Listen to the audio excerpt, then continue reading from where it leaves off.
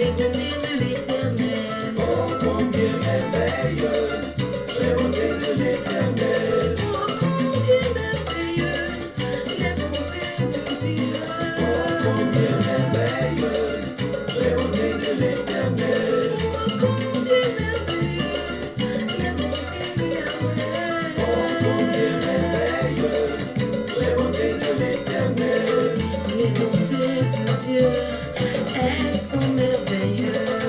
Combien merveilleuse les bontés de l'Éternel. Elles sont Shalom, shalom à vous toutes et à vous tous. En ce dimanche 21 avril, où nous nous retrouvons à nouveau. Le sujet aujourd'hui est comment avoir le cœur et les triomphes de David. Quand on parle de la parole de Dieu, on parle de la Bible. Je pense qu'à part Jésus-Christ lui-même et Dieu, le personnage le plus connu de la Bible, c'est David. Tout le monde connaît l'histoire de David et Goliath. Et dans les contes populaires, dans les histoires populaires, une des choses les plus connues de la parole de Dieu, c'est l'histoire de David et Goliath. David est un personnage biblique particulier, le seul dont Dieu dit « Voici, je trouvais un homme selon mon cœur ». C'est le seul qui a été à la fois prophète, roi, sacrificateur, général d'armée. David n'a perdu aucune bataille. Il a été constamment persécuté, il a beaucoup combattu, mais il n'a perdu aucune bataille. C'est quoi l'histoire de David? Qu'est-ce que ça nous apprend? Et comment, par ces temps-ci, être un David? Quelqu'un qui triomphe de tout, quelles que soient les adversités. Quels sont les secrets de David? Pourquoi David est celui-là qui, en dépit de tous ses péchés, et il en a fait de graves, Dieu peut dire de lui, je l'aime. C'est l'homme selon mon cœur. Le trône de David sera éternel. De génération en génération, il y aura toujours un de ses descendants sur son trône. Tellement qu'on appelle Jésus-Christ le fils de David. Pourquoi David? Qu'est-ce que Dieu a trouvé en David? Comment être un David? C'est ce dont nous allons parler aujourd'hui. Merci à vous qui êtes déjà connectés sur Facebook. Shalom à vous tous. Sur TikTok, shalom à vous tous. Sur YouTube, shalom à vous tous. Sur Google Meet. Je vous rappelle que ce direct est simultané sur les 4 plateformes. Vous pouvez le suivre en audio par Google Meet en vous connectant à bit.ly/guidibi. Vous avez là l'accès à ma plateforme Google Meet. Vous pouvez suivre en audio. Ça vous permet de faire des économies de données. Vous êtes naturellement sur Facebook, facebook.com/EdgarGuidibi. Pareil sur YouTube, youtube.com/EdgarGuidibi. Et sur TikTok aussi, EdgarGuidibi. Nous allons pouvoir interagir. Merci de partager, de commenter et confirmez-moi surtout. Et nous allons commencer que le son est bon. Confirmez-moi sur chacune des plateformes que le son est bon et puis nous démarrons. Quelques secondes pendant que vous partagez, tapotez, vous assurez d'être bien calé et pour qu'on démarre, laissez-moi 10 secondes et puis nous démarrons. En attendant, nous sommes sur un fond musical de Hermione G, ma chère et tendre épouse, dont j'aime beaucoup la musique et que j'utilise beaucoup pour ne pas avoir de problème de droit d'auteur. Confirmez-moi que le son est bon. Merci Création pour TikTok, c'est confirmé. J'attends la confirmation sur YouTube, sur Google Meet et sur Facebook que le son est bon. Dorothée m'a confirmé sur Facebook que le son est bon. Merci Dorothée. Confirmez-moi alors maintenant sur YouTube aussi et sur Google Drive que le son est bon.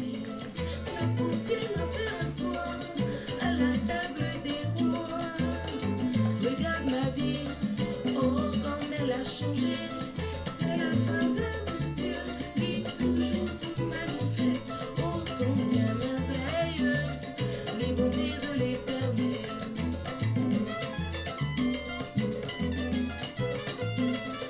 Je chanterai tout haut les merveilles de Jésus. Je proclamerai la gloire de son nom. Merci Madame LR aussi de me confirmer que c'est bon. Merci. Merci. AS me demande si j'ai une anecdote. Je suppose que tu parles de David. Nous allons revenir aux anecdotes sur David. Il y en aura beaucoup aujourd'hui, ne t'inquiète pas. Confirme-moi déjà sur YouTube que tu m'entends bien. Et nous allons pouvoir y aller. Alors, shalom à vous tous, hein, qui êtes là d'habitude, qui êtes là aujourd'hui, fidèles parmi les fidèles. Avant d'oublier, merci Nelly aussi de me confirmer, Gbaou, tout le monde me confirme que le son est bon. Merci, parfait alors. Alors, je vous rappelle, hein, cette semaine, il y aura un séminaire qui est programmé pour mardi, je crois, à 19h. Le thème cette semaine, ça va être en direct aussi, hein, TikTok, YouTube, Facebook et Google Meet. Le thème, ce sera par ces temps difficiles, que ce soit au Bénin, au Togo, en Côte d'Ivoire, en tout cas, dans nos pays africains en général, et même dans le monde en général, nous vivons, comme l'annonce la parole de Dieu, des temps de crise économique, des temps de crise sévère. Chaque pays a son lot particulier, mais c'est des temps d'épreuve, c'est des temps de crise économique, pour ne parler que cela, et de beaucoup, beaucoup d'épreuves pour les gens. Alors, dans ces temps de crise qui s'amplifie, écoutez mes enseignements il y a à peu près quelques mois, même au début de cette année, on a annoncé, on a prophétisé, ou le Saint-Esprit a prophétisé toutes ces choses. Dans certains de nos pays, on a prophétisé depuis 8 ans ce qui se passe aujourd'hui. Et donc, le Seigneur n'est pas surpris, il connaît les choses avant qu'elles ne commencent. Et s'il connaît les choses avant qu'elles ne commencent, il a donné aussi une solution pour ce qui se passe avant que ça ne commence. Et quand nous sommes des croyants, et que l'heure vient où ce que Dieu a annoncé se passe, nous ne devrions pas être hébétés comme tout le monde, en train de nous demander qu'est-ce qui se passe, en train de croiser les bras et d'attendre simplement qu'est-ce qui se passera. Nous devrions nous rappeler que le Seigneur a dit qu'il nous a annoncé ces choses-là avant qu'elles n'arrivent, afin que quand elles arriveront, nous ayons de la foi. Le chrétien doit guetter les temps et les circonstances. Les chrétiens ne suivent pas souvent l'actualité. Oui, nous n'avons pas à faire de la politique politicienne, mais la parole de Dieu nous révèle les choses. Il n'y a rien de ce qui se passe, ni en Afrique, ni dans le monde, ni au Moyen-Orient, qui ne soit pas écrit. Tout ce qui est en train de se passer a été écrit, a été clairement prophétisé. Pourquoi ça va arriver est écrit. Quand ça va arriver n'est pas toujours clair, mais quand on analyse certaines choses, on peut discerner certaines choses. Comment ça va se passer, c'est écrit. Comment tout ça va se terminer, c'est écrit. Qu'est-ce qui se passe aujourd'hui en Afrique? Ça a été prophétisé. Je ne veux pas rentrer dans le sujet aujourd'hui de nos pays spécifiques, mais en tout cas, dans l'enseignement de mardi, je vais enseigner sur, peut-être rappeler qu'est-ce qui se passe dans le monde, parce qu'on dit le peu périt faute de connaissance. Ce qui fait le plus souffrir, ce n'est pas toujours ce qui se passe, mais c'est de ne rien comprendre à ce qui se passe et à pourquoi ça se passe. Je vais vous expliquer mardi qu'est-ce qui se passe dans le monde, parce qu'il faut comprendre, même si vous êtes croyant, que vous voulez marcher par l'esprit, il est bon de discerner en quel temps nous sommes. Parce que la Bible est comme un livre qui nous décrit les choses du début à la fin. Mais comme c'est assez touffu, c'est assez complexe, parfois des prophéties peuvent s'accomplir sous nos yeux sans que nous les discernions. Tout ce que Jésus-Christ a fait a été annoncé. Vous lisez le livre, par exemple, des psaumes, vous lisez le livre d'Ésaïe, par exemple. Tout ce que Jésus-Christ a fait, qu'une vierge enfantera, ce que Jésus a dit à la croix, ce qu'il ferait, tout ça avait été prophétisé à la lettre. C'est d'ailleurs pour ça qu'il dit parfois, pour que la prophétie soit totalement accomplie, Jésus fait telle chose. Donc, il est venu qu'accomplir ce qui a été annoncé. Mais imaginez-vous que pendant qu'il était là, des gens qui étaient docteurs de la loi, des gens qui étaient des prêtres, des sacrificateurs, dont le boulot est de connaître la loi, n'ont même pas réalisé que se déroulait sous leurs yeux ce qui a été annoncé. S'il avait réalisé, peut-être qu'il n'aurait pas crucifié Jésus, ça nous aurait posé peut-être un problème. Mais l'évidence de ce qu'il faisait était ce qui était écrit et qui devait se passer comme ça, se déroulait, ne leur a pas été manifeste. Et c'est pour ça que, comme le dit la parole de Dieu, ils avaient des yeux pour voir, mais beaucoup d'entre eux n'ont pas vu. Quelque part, la malédiction dit que Dieu permettra que certains aient des yeux pour voir, mais qui ne voient pas. Des oreilles pour entendre, mais qui n'entendent pas. Un cœur pour comprendre, mais qui ne comprennent pas. Parce que s'ils comprenaient et qu'ils se répandent, Dieu devrait les bénir. Mais il y a des gens que Dieu ne veut pas bénir. Et auquel il dit, continuez dans vos bêtises, si vous péchez déjà, parce que je vais vous détruire. Donc, attention. Le Seigneur dit, vous allez voir quand Jésus parle, il dit, nul le ciel, ni l'heure, ni le jour. Mais il ajoute, quand vous verrez telle chose, quand vous verrez telle chose, sachez que ce sera le début de la fin. Dans 2 Timothée 3, on va dire, dans les derniers temps, voilà les signes que vous aurez. La parole de Dieu annonce des choses, certaines qui se sont déjà déroulées, d'autres qui sont à venir, certaines qui sont déroulées physiquement, mais qui restent à venir en esprit, d'autres qui s'accomplissent déjà en esprit, il reste à venir physiquement. Bref, la parole de Dieu est très codée, tout en étant à la fois très simple. Elle n'est pas complexe, mais elle n'est pas si ouverte que ça, parce qu'il a fait en sorte que seuls ceux qui ont la grâce de comprendre, comprennent. Et que l'ennemi a beau l'avoir dans ses mains, il ne réalise pas ce qui se passe pour que Dieu puisse être glorifié. Mais nous qui sommes des enfants de Dieu, nous avons la responsabilité, nous avons intérêt à suivre ce qui se passe et donc à discerner où est-ce que nous en sommes.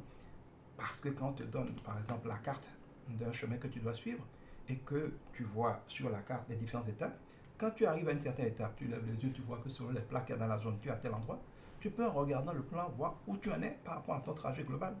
Donc, il est important que les chrétiens aient ce réflexe-là. Et nous devons l'avoir. Et quand les choses se passent comme ça, qu'est-ce que nous devons faire? Quand les temps sont durs, quand le maïs coûte cher, quand les gens ont du mal à manger, quand beaucoup ne mangent plus un repas par jour, quand les affaires ne marchent plus, quand les gens ne vendent plus, quand les gens ont des difficultés à subvenir à leurs besoins les plus élémentaires, qu'est-ce qu'on fait? Est-ce que c'est le moment de jeûner? Je ne crois pas. Est-ce que c'est le moment de ne faire que prier? Je ne crois pas. Que faut-il faire concrètement? Ça va être l'objet du séminaire que je vais donner en direct mardi à partir de 19h sur ces mêmes plateformes. Prenez donc le rendez-vous, nous en reparlerons. Aujourd'hui, c'est un ami qui m'a posé cette question et qui m'a inspiré parce que c'est un très bon sujet. David, l'homme selon le cœur de Dieu. Pourquoi l'homme selon le cœur de Dieu? Comment devenir un homme selon le cœur de Dieu comme David? Et comment avoir un peu les triomphes de David? C'est ce que nous allons partager aujourd'hui. Alors, je commencerai déjà par vous dire que David est un personnage biblique. Vous aurez beaucoup de traces de lui dans la Bible, hein. Il y en a dans différents livres, comme il a été un roi. Vous verrez parler de lui dans les livres de Chroniques, un Chronique de Chroniques. Vous verrez parler de lui dans les livres de Samuel. Vous verrez parler aussi de lui dans les psaumes, parce qu'il est l'auteur de plusieurs psaumes. Et à d'autres endroits, même dans le Nouveau Testament, Jésus va parfois se référer à David. Et comme, alors la parole de Jésus dit, que faut-il faire concrètement? C'est le but du séminaire mardi à 19h. Soyez au séminaire, vous saurez qu'est-ce qu'il faut faire concrètement par ces temps-ci. Ce n'est pas le sujet d'aujourd'hui.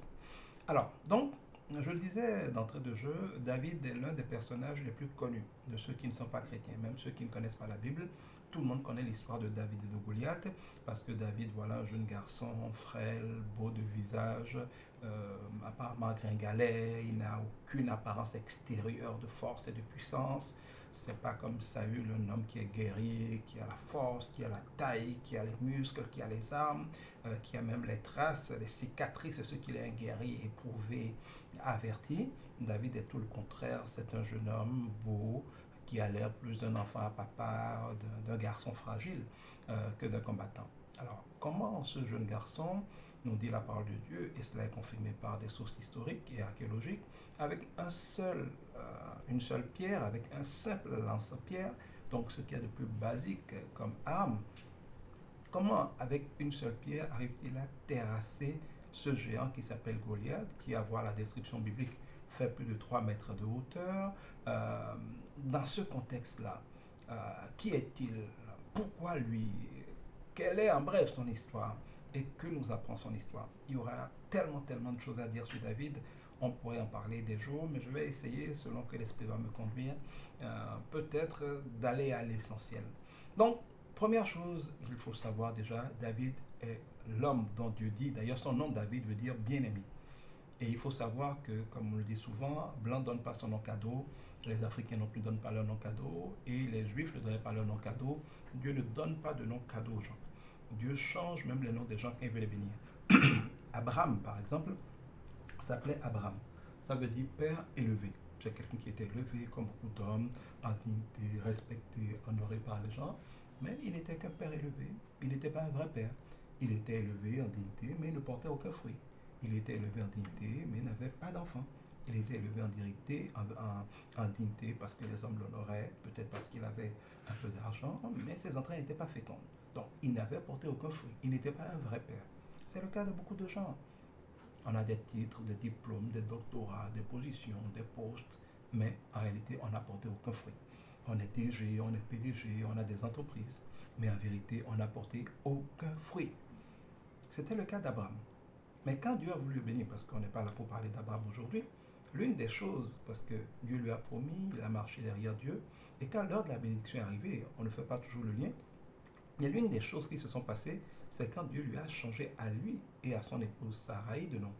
Au lieu de les appeler Abraham, il a dit désormais on t'appellera Abraham. Au lieu de l'appeler Sarai, on l'a désormais appelé Sarah.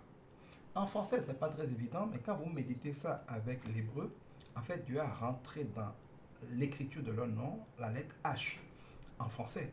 Mais quand on médite ça en hébreu, il a rentré le nom de Dieu lui-même dans leur nom. Transformant Abraham en Abraham, Sarai en Sarah, Dieu en changeant leur nom a changé leur histoire.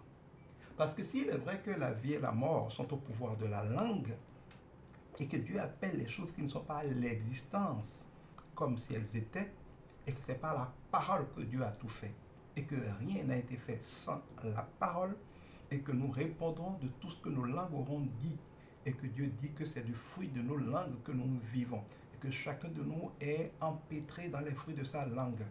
je le dis souvent, dans la langue fond, c'est beaucoup plus évident, quand on parle d'incantation, de ces choses terribles que beaucoup de gens craignent, ce n'est que le commerce de la parole. Bessissa. C'est nous et non ça pour Beko. Et quand on a ça pour Beko, on a pour Beko. Donc, à Dieu de nous pour Beko. Donc, le Bessissa, les incantations. Ce que vont souvent utiliser les animistes, les féticheurs, les sorciers, c'est simplement le commerce de la parole. Le pouvoir de la parole, pas le rôle B, qui permet d'appeler ce qu'on veut et de libérer ce qu'on veut. Tout a été fait par la parole. Et tous les maîtres en puissance sont des experts en parole. Et c'est pour ça que quand vous voyez quelqu'un qui parle sans discernement et dit n'importe quoi, je vois des femmes, des hommes sur les réseaux sociaux, on veut faire le buzz, on se met là, on bavarde, on s'insulte, on raconte vie privée, c'est tout simplement, excusez-moi, des insensés. Parce que personne de sage ne joue avec la parole. La parole ne nous a pas été donnée pour bavarder, pour discuter, pour polémiquer. C'est un instrument d'exercice de l'autorité. La différence entre un homme de pouvoir, un roi et un esclave est simplement dans sa parole. L'esclave qui veut faire quelque chose doit travailler de ses mains, souffrir de son énergie pour le faire. Mais la différence entre un roi et un esclave, c'est que le roi, son seul travail, c'est de discerner en esprit, donc dans son cœur, dans son intellect, comme vous voulez, selon qui vous êtes, ce qu'il faut faire. Mais quand le roi a discerné ce qu'il faut faire, il suffit qu'il parle, qu'il libère la parole. Et immédiatement, les gens dont c'est la responsabilité vont se mettre en action et faire le travail qu'il faut pour que la parole qui a été libérée s'accomplisse. Je donne un exemple.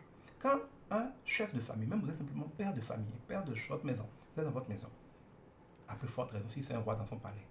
Quand vous êtes assis au salon et vous dites « mes chaussures », si ce n'est pas votre femme, ça va être votre fils, votre domestique, il y a quelqu'un qui, si votre maison est bien organisée, que ce n'est pas la cour du roi Péto, va se mettre en action. C'est que papa a dit qu'il veut ses chaussures. Vous n'avez pas dit je veux mes chaussures. Hein. Vous n'avez pas dit tel apporte-moi mes chaussures. Vous avez dit simplement mes chaussures. Vous avez libéré une parole. Vos chaussures. Toute la maison sur laquelle vous êtes établi va se mettre en branle et quelqu'un amènera vos chaussures à vos pieds. Parce que vous avez parlé simplement. Vous appelez vos chaussures à l'existence par le simple fait de dire mes chaussures. À plus forte raison, si vous appelez le nom de quelqu'un, la personne vient. C'est pour ça quand on veut demander l'identité de quelqu'un, on dit comment t'appelle-t-on? C'est-à-dire comment on fait pour t'appeler. L'identité n'est pas faite pour juste porter l'identité. C'est le moyen par lequel on appelle quelque chose. Quand tu dis je suis foutu, tu ne décris pas une situation. Tu appelles la situation je suis foutu. Quand tu dis je ne peux pas, quand tu dis je suis mort, quand tu dis je suis pauvre, quand tu dis je suis malade, quand tu dis je suis chômeur, tu ne bavardes pas.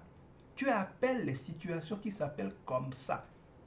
Et si tu les appelles, quelqu'un se mettra en branle pour que ces situations arrivent. Si la situation que tu as appelée est conforme au décret de Dieu, les anges de Dieu, qui d'après les révélations de la parole de Dieu, sont les serviteurs de Dieu, les esclaves de Dieu, qui ont été disposés par Dieu pour ceux d'entre nous qui devons hériter du salut, vont se mettre en branle. Quand je dis je suis riche, je suis plus que vainqueur, je peux tout par Christ qui me fortifie, je suis la tête et non la queue, je suis là en train de libérer les décrets de la parole de Dieu. Quand je libère un décret de la parole de Dieu, les anges de Dieu qui ont été établis pour veiller à ce que les décrets de Dieu pour moi soient accomplis, vont automatiquement se mettre en branle, chacun en ce qui le concerne, pour que ce décret-là soit exécuté. Je n'ai pas besoin de les voir physiquement. Ils vont se mettre en branle et ces décrets-là seront exécutés. Mais si au lieu de libérer ainsi un décret de Dieu, je libère à l'opposé un décret du diable, je suis foutu, je suis mort, je ne peux pas, les temps sont durs, je ne m'en sortirai jamais. Ces décrets étant des décrets du diable, les anges du diable, qui sont les démons, vont immédiatement se mettre en branle pour veiller à ce que ces décrets du diable-là soient accomplis. Que ce soit le père de famille qui dit mes chaussures, que ce soit le président de la République qui donne un décret, que ce soit un juge qui rend une décision. Si c'est le juge, c'est les policiers ou c'est les huissiers qui vont le prendre pour l'accomplir. Si c'est un président, c'est ses ministres, c'est ses collaborateurs qui le prennent pour l'accomplir.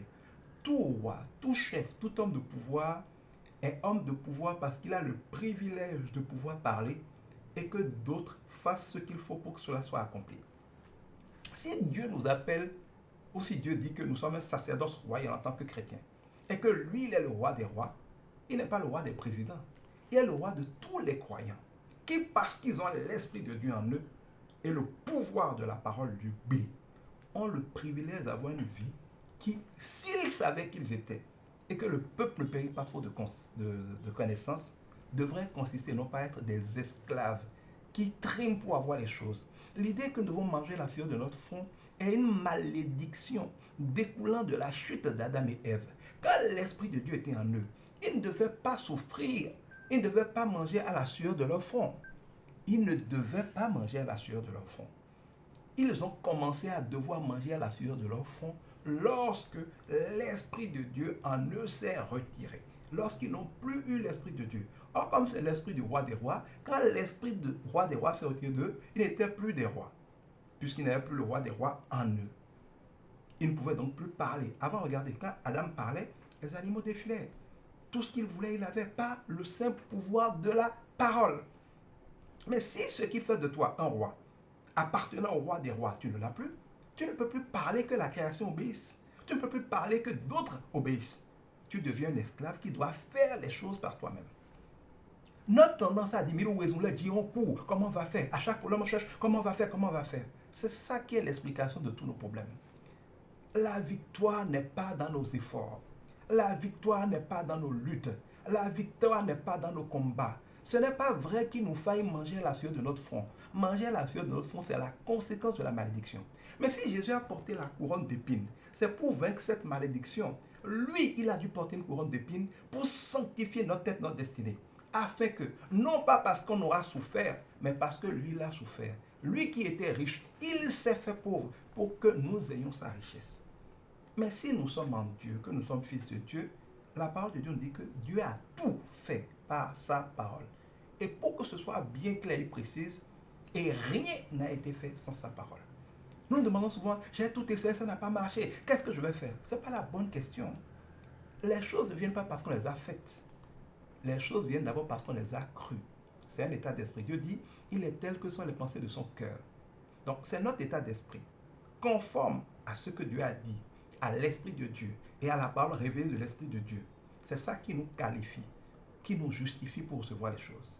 Et une fois que nous sommes ainsi qualifiés, la parole de Dieu dit que nous sommes justifiés parce que nous croyons. Mais ce n'est pas à la bouche que nous sommes sauvés, que nous appelons la solution.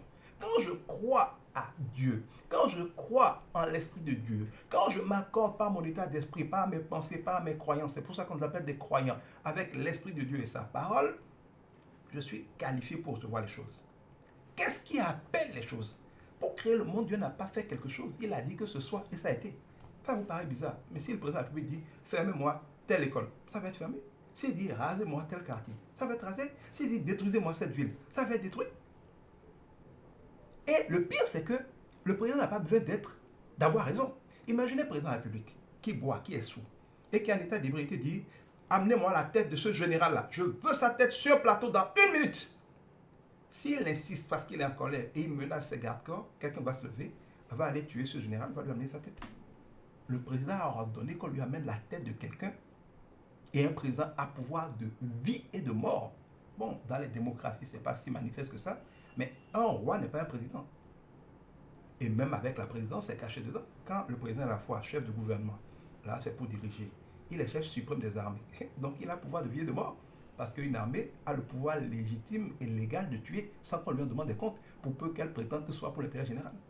Le président, dans un pays comme le nôtre, est en même temps le magistrat suprême. Donc, il a le droit de juger. Donc, même si on dit qu'on est dans une démocratie, la vérité, c'est que la plupart de nos présidents, même s'ils ne sont pas officiellement des rois qui ont pouvoir de vie et de mort sur nous, dans les faits, c'est bien ce qu'il y en est. Dieu peut leur demander des comptes, Dieu peut les en punir, mais il ne faut pas se faire d'illusions. C'est un pouvoir qu'un chef de l'État a. Mais est-ce qu'un chef de l'État peut, parce qu'il a bu par exemple, dire « allez m'apporter la tête de quelqu'un », les militaires, surtout s'ils sont zélés et insensés, vont aller lui apporter la tête de la personne, et quand le lendemain, il sort de l'ébriété, il est plus lucide, il dit « mais appelez-moi tel général, je dois discuter avec lui ». On dit « mais président, sa tête est dans votre bureau. Comment ça? On l'a tué. Quoi? Pourquoi vous l'avez tué? Mais vous avez dit qu'il fallait sa tête. Comment j'ai dit ça? Quand est-ce que j'ai dit ça? Vous voyez? Ça veut dire que quand quelqu'un a du pouvoir, qu'il soit en état d'ébriété, conscient ou pas, drogué ou pas dragué, en train de blaguer ou de ne pas blaguer, quand un chef, surtout réputé sérieux, parle, ce dont c'est le boulot, exécute ce qu'il a dit. La vie chrétienne, c'est aussi simple que ça. Dieu est le roi, nous sommes le roi des rois. Au lieu de chercher quoi faire, nous devrions nous accorder avec Dieu. On dit soumettez-vous à Dieu et vous résisterez à Satan. Nous accorder à Dieu, croire pour être justifié et ensuite libérer la parole. Il y a des témoignages que moi je n'ose même pas donner parce que ça va faire scandale. J'ai vu Dieu faire des choses simplement parce que j'ai libéré une parole que moi-même j'ai eu peur. Une parole, simplement.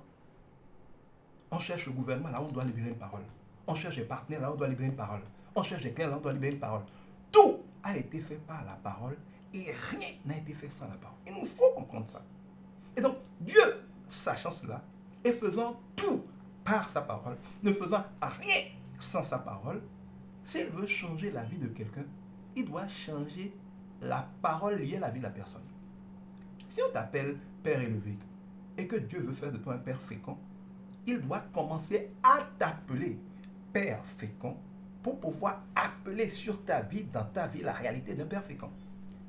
Parce que quand on donne ton nom, par exemple, tu t'appelles Abraham, ta femme veut t'appeler Badi Abraham, tes collègues veulent t'appeler Abraham, tes enfants veulent t'appeler Abraham, tes employés Abraham, les voisins Abraham, même ceux qui ne t'aiment pas Abraham, toute personne qui veut interagir avec toi, ou même qui, en ton absence, parle de toi, même si c'est pour t'injurier, dira Abraham, Abraham, Abraham. Ça fait que, volontairement ou involontairement, quand Dieu a changé ton nom, il déclenche un processus par lequel tes amis, tes ennemis, tout le monde commence chaque fois qu'il ouvre la bouche à prophétiser ce qui correspond au nom que Dieu t'a donné. Si Abraham a fini par avoir d'enfants, oui, il a rencontré Dieu, il dit dans un an tu auras un enfant et tout ça. Mais ça, c'est les conséquences d'autre chose. Le changement a été déclenché quand Dieu dit désormais, tu seras appelé Abraham. Chaque fois qu'on dit Abraham, on déclenche l'appel en esprit. C'est comme si je dis Pierre, Pierre, Pierre. À chaque Pierre, Pierre sans le besoin de venir. Et plus on le dit Pierre, plus même s'il était Dieu, finira par arriver. C'était pareil pour Sarai. Mais c'est pareil pour Jacob. On l'appelait l'usurpateur, le voleur, le malhonnête. C'est ce qu'il a été, c'est la faute de sa maman. Dieu avait déjà dit avant qu'il naisse qu'il y aurait 2 nations dans son ventre et que le plus petit serait le plus grand. Dieu avait déjà révélé à la maman de Jacob qu'il serait le prince, qu'il serait l'héritier. Pourquoi la maman l'appelle usurpateur? Hélas, par le pouvoir de la parole, l'ayant appelé toute sa vie l'usurpateur, l'usurpateur, l'usurpateur, regardez comment il a été. Il a usurpé le droit d'aînesse. Oui, Dieu voulait qu'il ait le droit d'aînesse, mais Dieu aurait eu un autre scénario. Il a usurpé le droit d'aînesse, il a essayé de voler Laban, Laban aussi l'a volé, parce que ce que tu fais, on te le fera. Je vous épargne des détails. Il a vécu une vie qui n'est que l'accomplissement de la parole qu'on a libérée sur lui.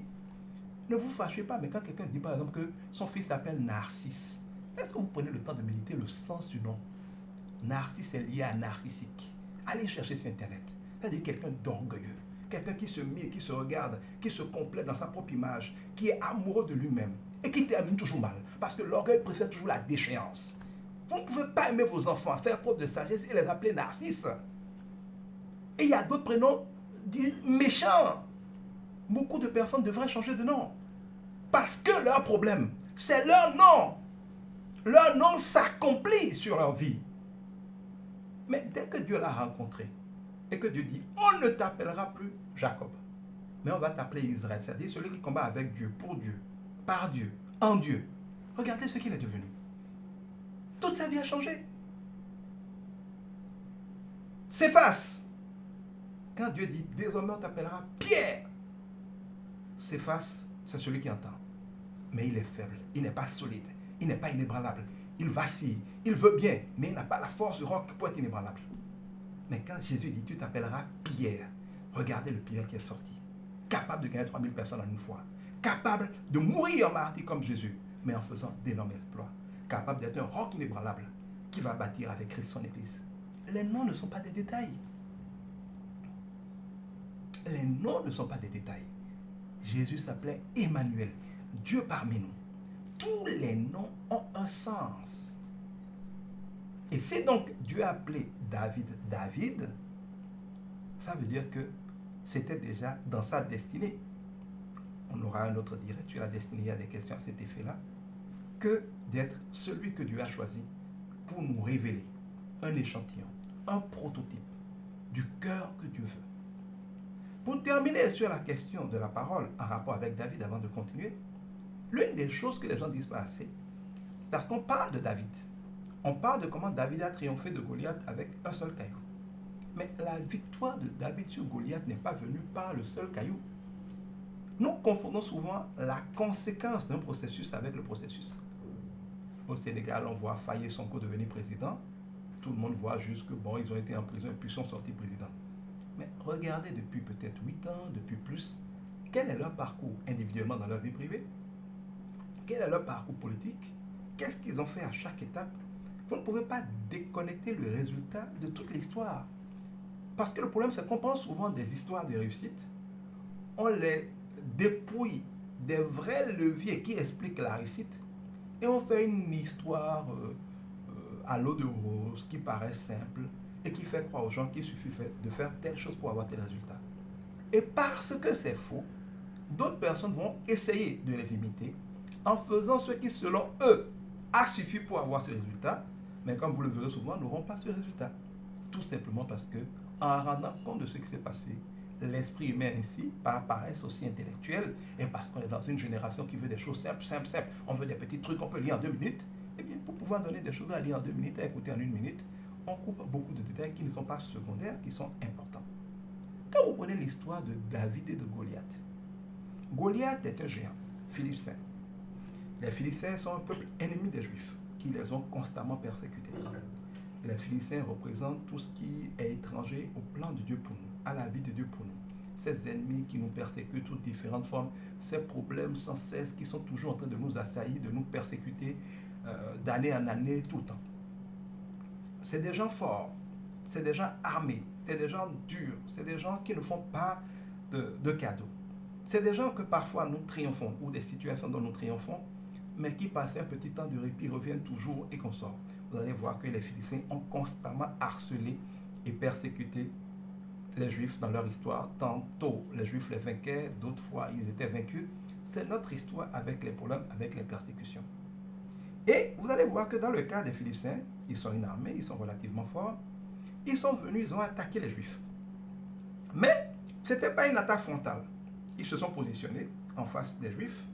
Les Juifs ont mobilisé leur armée, eux ils ont mobilisé leur armée. Les deux armées se faisaient face. D'accord? Et au lieu d'aller à un combat corps à corps, les Philistins étaient tellement sûrs d'eux, sûrs de leur force, sûrs de leur supériorité et de leurs géants, parce qu'ils avaient des géants qui visiblement faisaient le double de la taille de la plupart des Juifs, ou de tous les Juifs, je dirais même. Leur géant, qui s'appelait Goliath, leur leader, prend les devants. Pendant 40 jours, nous dit-on. Parce que, tel que les villes étaient conçues, c'est pour ça que certaines villes étaient fortifiées, l'ennemi pouvait t'attaquer directement, ou parfois faire le siège de ta ville. C'est-à-dire, il t'encercle, il te met en difficulté. Soit tu fais un combat frontal, tu gagnes, soit tu fuis, soit tu te soumets, soit tu négocies. Donc, pour éviter de tuer les gens, pour les tuer, parfois, on attaquait quelqu'un, mais sans entrer en combat. On le mettait en joue et on lui offrait la possibilité de négocier. Certains peuples vont dire, par exemple, au lieu de faire la guerre, nous acceptons de nous soumettre à vous, désormais nous sommes vos esclaves, on va donc vous payer un tribut tout le temps. On a vu ça par exemple dans l'histoire du royaume d'Abomey avec Oyo, et à des moments par exemple le royaume d'Abomey a dû être soumis au royaume d'Oyo et payer des tributs. Et puis à un moment, le roi va venir dire ça suffit, il fait une guerre, et puis il dit on ne paye plus le tribut parce qu'on a vaincu Oyo. C'est pareil. Là, les Philistins, et c'est dans notre vie, c'est pareil. Il y a des problèmes qui sont là. Ils ne t'attaquent pas de manière frontale. C'est un peu comme quand tu es dans la cage au lion, qui ne t'a pas encore mordu ou mangé, ou que tu es dans la fosse, ou que tu es dans le feu, qui ne t'a pas brûlé. Parce que c'est des promesses de Dieu, on oublie souvent. On va revenir sur ça. Mais il y a des problèmes qui sont là. Tu es comme menacé, tu es comme sous pression. Il y a comme cette épée de Damoclès sur ta tête, mais le combat n'est pas frontal. Et qu'est-ce que l'ennemi fait? Comme Goliath, l'ennemi essaie de t'assujettir. L'ennemi n'a pas fait un combat frontal, mais il te donne la possibilité de te soumettre volontairement, de t'humilier, de l'adorer pour ne pas avoir à risquer un combat qu'il te convainc de croire que tu perdras. C'est un peu comme Jésus. Le diable n'a pas changé dans quand il a été baptisé, qu'on a vu le Saint-Esprit descendre corporellement sur lui, dire celui-ci est mon fils, et donc attester que Dieu était avec lui. Juste après ça, le Saint-Esprit conduit Jésus dans le désert pour y être éprouvé, testé. Il a passé 40 jours sans manger ni boire. Mais dans ce désert-là, Satan est venu. Et qu'est-ce que Satan a fait? Sachant que Jésus était venu pour accomplir une certaine destinée, finir par mourir à la croix et glorifier Dieu, Satan va venir essayer de négocier avec Jésus. Si tu m'adores, je te donnerai tout le royaume de la terre. Ça veut dire, pourquoi veux-tu subir tout ça? Petit, pourquoi veux-tu affronter tout ça? Pourquoi veux-tu aller à la croix? Pourquoi veux-tu mourir à toi? Pourquoi veux-tu risquer de mourir? Peut-être tu ne vas même pas te ressusciter. Tout ça là, avant de prendre le contrôle de régner. Dieu a dit que tu vas régner, non? D'accord. Moi, je suis prêt à te donner le règne. Mais soumets-toi à moi simplement. Et je te donne tout ça sans tous ces efforts. Les tentations que Satan a données à Jésus dans le désert, parce que nous sommes en Christ et que ce que le Maître a subi, nous le subirons. Nous sommes tous victimes de cette tentation chaque jour. C'est la même tentation qui fait que Satan disait déjà à Ève, Dieu a-t-il dit de ne pas manger ce fruit-là? Dieu a-t-il dit ça? Oh non, vous pouvez le faire, rien ne vous arrivera. Il y a des chemins plus simples. C'est parce que Dieu ne veut pas que vous utilisez le chemin simple, vous soyez comme lui, qu'il vous a donné cette consigne compliquée. C'est pareil aujourd'hui. Est-ce qu'il faut être chrétien? Il faut marcher par la foi? Il faut se sanctifier? Il faut parler aux relations sexuelles avant le mariage? Est-ce qu'il faut vraiment faire les choses comme Dieu dit? Prendre le sentier étroit qui mène à la gloire, marcher dans la foi, appliquer les principes de Dieu? Satan viendra toujours dire non, vous n'avez pas besoin de ça. C'est trop compliqué. Soumettez-vous à moi simplement, je vous donnerai tout ça. Bon, on dit qu'il ne faut pas mentir. Moi, je te donnerai cet argent-là. On dit qu'il ne faut pas forniquer. Couche avec ce riche-là, ce sugar daddy-là. Je te donnerai un mariage, une voiture, une maison. Pourquoi subir tout ça là, des sanctifications pour un mariage glorieux? Un jour, Dieu va te bénir. Il y a des chemins plus simples que ça. Tu ne vois pas les gens qui jouent à l'Isbeth là, ils gagnent de l'argent immédiatement. Tu ne vois pas telle personne, on dit on ne doit pas mentir, on ne doit pas voler lui, il est dans la drogue. Tu ne vois pas qu'il est béni. Le diable, constamment, il n'a pas changé. Il veut juste que vous compreniez que la parole de Dieu, ce n'est pas la théorie. C'est comme des études de cas qui nous révèlent des principes, des réalités éternelles. Au sujet de Dieu, de Christ, des anges, du diable, la parole de Dieu nous révèle en code, si vous voulez, en type, de manière schématique, les choses qui font toutes nos vies. Quand vous voyez des personnages bibliques faire certaines choses, ne vous empressez pas de les trouver bizarres, comment ils ont pu. Calmez-vous, regardez bien. Nous faisons tous la même chose et nous sommes soumis aux mêmes épreuves. Chacun de nous est constamment, et la plupart des gens tombent dans ce piège-là, soumis à un Goliath, une grosse dette, un chômage, un manque d'enfants, un manque de mariage, un problème de santé, un problème spirituel. Bref, chacun de nous fait face à un défi, qui est un géant, parce qu'on ne voit pas comment on peut en triompher. On le trouve immense, on sait que nous ne peut jamais le vaincre. Il ne nous tue pas à la fois, mais il ne part pas. Il est là, il nous nague. Quoi qu'on fasse, qu'on se couche, qu'on se réveille, qu'on prie, qu'on prêche, qu'on médite, il est là, en train de nous défier chaque jour, en train de dire, si vous êtes fort, envoyez-moi un géant, je me bats avec lui. Celui qui gagne, son peuple se soumettra à l'autre. Vous avez Christ, vous croyez sur votre Dieu, venez, affrontez-moi. Si vous êtes vraiment un enfant de Dieu, pourquoi vous n'avez pas payé votre loyer? Si vous êtes vraiment un enfant de Dieu, pourquoi vous êtes encore au chômage? Si vous êtes vraiment un enfant de Dieu, pourquoi vous n'avez pas encore d'enfant? Si vous êtes vraiment un enfant de Dieu, pourquoi vous n'êtes pas encore riche? Le diable est constamment avec des situations problématiques qui ne sont que des Goliaths de chacun de nous, en train de nous défier. Il n'attaque pas, il ne part pas, mais il intimide, il menace. Et par des paroles, je reviens encore à la parole, il humilie, il brise, il vous fait douter de vous, il vous convainc que vous ne valez rien. Il veut vous soumettre sans combattre, ce qui est la plus grande des victoires. Tout général vous dira que la plus grande victoire, c'est celle qu'on gagne sans risquer le combat, sans risquer de perdre des hommes, sans tirer une seule balle, sans tirer une seule cartouche. Satan veut non seulement nous vaincre, mais il veut même faire économie de combat. Parce qu'il sait que si le combat démarre et que nous sommes vraiment en Dieu, il perdra. Il essaie de nous convaincre que ce n'est même pas la peine de commencer le combat. Jésus l'a vaincu, non? Jésus a vaincu. Mais regardez dans le jardin de Gethsémani, Jésus m'a failli flancher. Père, si tu peux éloigner cette coupe de moi, fais-le. Heureusement, il a eu la force de dire, toutefois, non pas ma volonté, mais ta volonté. Jusqu'à aller à la fin dire, tout est accompli. Satan savait qu'il finirait par tout accomplir. Il a essayé à plusieurs reprises de lui faire la compromission, de se soumettre au mal, de se soumettre au diable. Dieu dit, attends, je vais te bénir. Tu vas corrompre quelqu'un pour avoir un poste.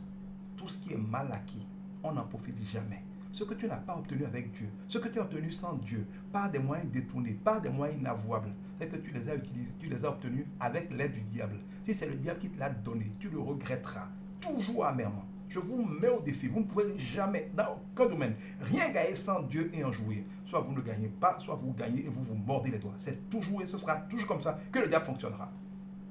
Toujours. Le diable ne fait jamais de cadeau à personne et il ne donne rien gratuitement. À la différence qu'il est un lâche, il vous manipule, il vous induit en erreur, il vous fait croire que ce sera facile. Et quand il vous le donne, vous prenez. Et après, vous avez envie de dire, je n'en veux plus, le prix est trop cher. Il dit, non, tu l'as déjà pris, tu ne négocies pas. Avec le diable, on choisit la facilité, mais on se voit imposer les conséquences. Avec Dieu, on doit choisir le sérieux derrière Dieu, mais on récolte avec surprise la gloire. Il faut savoir ce qu'on veut. Et chacun de nous, moi y compris, a dans sa vie, dans des domaines de sa vie, un Goliath qui depuis trop longtemps le nargue. 40 dans la Bible, c'est le chiffre du temps d'épreuve, du temps de désert. Vous voyez, Jésus est resté 40 jours dans le désert, Moïse est resté 40 jours de jeûne dans le désert, le peuple a tourné dans le désert 40 ans. 40 est le signe, ou c'est le chiffre dans la Bible, du temps complet de l'épreuve. C'est un temps. Ça, il y a une place pour ça, il y a un rôle pour ça dans notre destinée. C'est un temps où on doit faire face à nos démons, à nos problèmes. Ils nous narguent, ils nous intimident. Mais Dieu permet cela pour développer notre patience, pour développer nos muscles de foi, pour apprendre à le connaître, pour s'entraîner jusqu'au moment où nous devenons assez forts. Et quand nous sommes forts avec Dieu, nous triomphons de Goliath. La bonne nouvelle, c'est que nous avons souvent plein de problèmes. Écoutez-moi bien. Et nous croyons que pour être heureux, il faut régler tous nos problèmes. C'est faux. Personne ne règle tous les problèmes et personne ne réglera jamais tous les problèmes. Mais Goliath nous révèle une chose importante. Face, et d'ailleurs, là c'est le formateur management qui parle, il y a ce qu'on appelle la loi de Pareto.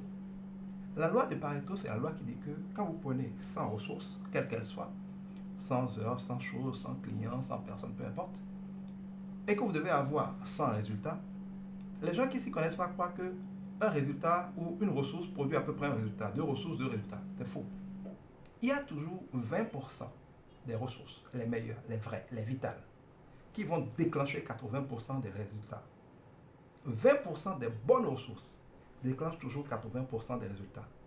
Tandis que 80% des ressources ne déclenchent que 20% des résultats. Si tu prends une journée où tu as eu 10 heures de travail, regarde bien, il y a 2 heures qui t'ont servi à faire 80% des résultats concrets que tu as eus. Les 8 autres heures là, ça n'a pas servi à faire même 2 choses essentielles. Parfois, ça n'a rien servi à faire. Tu prends une vie de 100 ans. Les choses clés qui changent ta destinée se jouent dans peut-être une vingtaine d'années de toute ta vie. Le reste là, même si on les enlevait, 80% des résultats resteraient. Tu prends un pays, tu prends une classe, 20% des élèves vont réussir, vont être des génies. Les 80% vont donner grand-chose. Si tu as 100 clients et que tu as 100 millions de chiffre d'affaires, regarde bien, tu as 20 clients qui font 80 millions de chiffre d'affaires et les 80 autres clients ensemble ne font pas plus de 20 millions. On appelle ça la loi de Pareto. La sagesse, quand on connaît la loi de Pareto, fait que on n'essaie pas de tout faire. C'est pour ça que, par exemple, Dieu dira, un tue 1000, mais 2 ensemble qui s'accordent tuent 10 000. Les choses ne sont pas linéaires spirituellement. Pour vaincre tes 10 problèmes, tu n'as pas besoin de vaincre tes 10 problèmes. Tu dois découvrir les 2 choses clés qui, si c'est réglé, te règlent 80% de tes problèmes. C'est ce que Goliath a compris en disant, pourquoi voulez-vous que les 2 armées s'affrontent? Envoyez votre géant, si vous voulez un peu, votre Pareto victorieux. Moi, je suis le Pareto victorieux des Philistins. On va se battre. Quand le combat sera gagné, on sait que celui qui a gagné, il a l'essentiel du reste. Il y a des problèmes comme ça. Et je vais vous dire quel est généralement notre vrai Goliath. Ce n'est pas notre manque d'argent. Hein. Notre vrai Goliath, ce n'est pas un manque d'enfants. Hein. Ce n'est pas un manque de mariage. Hein. Ce n'est pas un manque de puissance. Hein.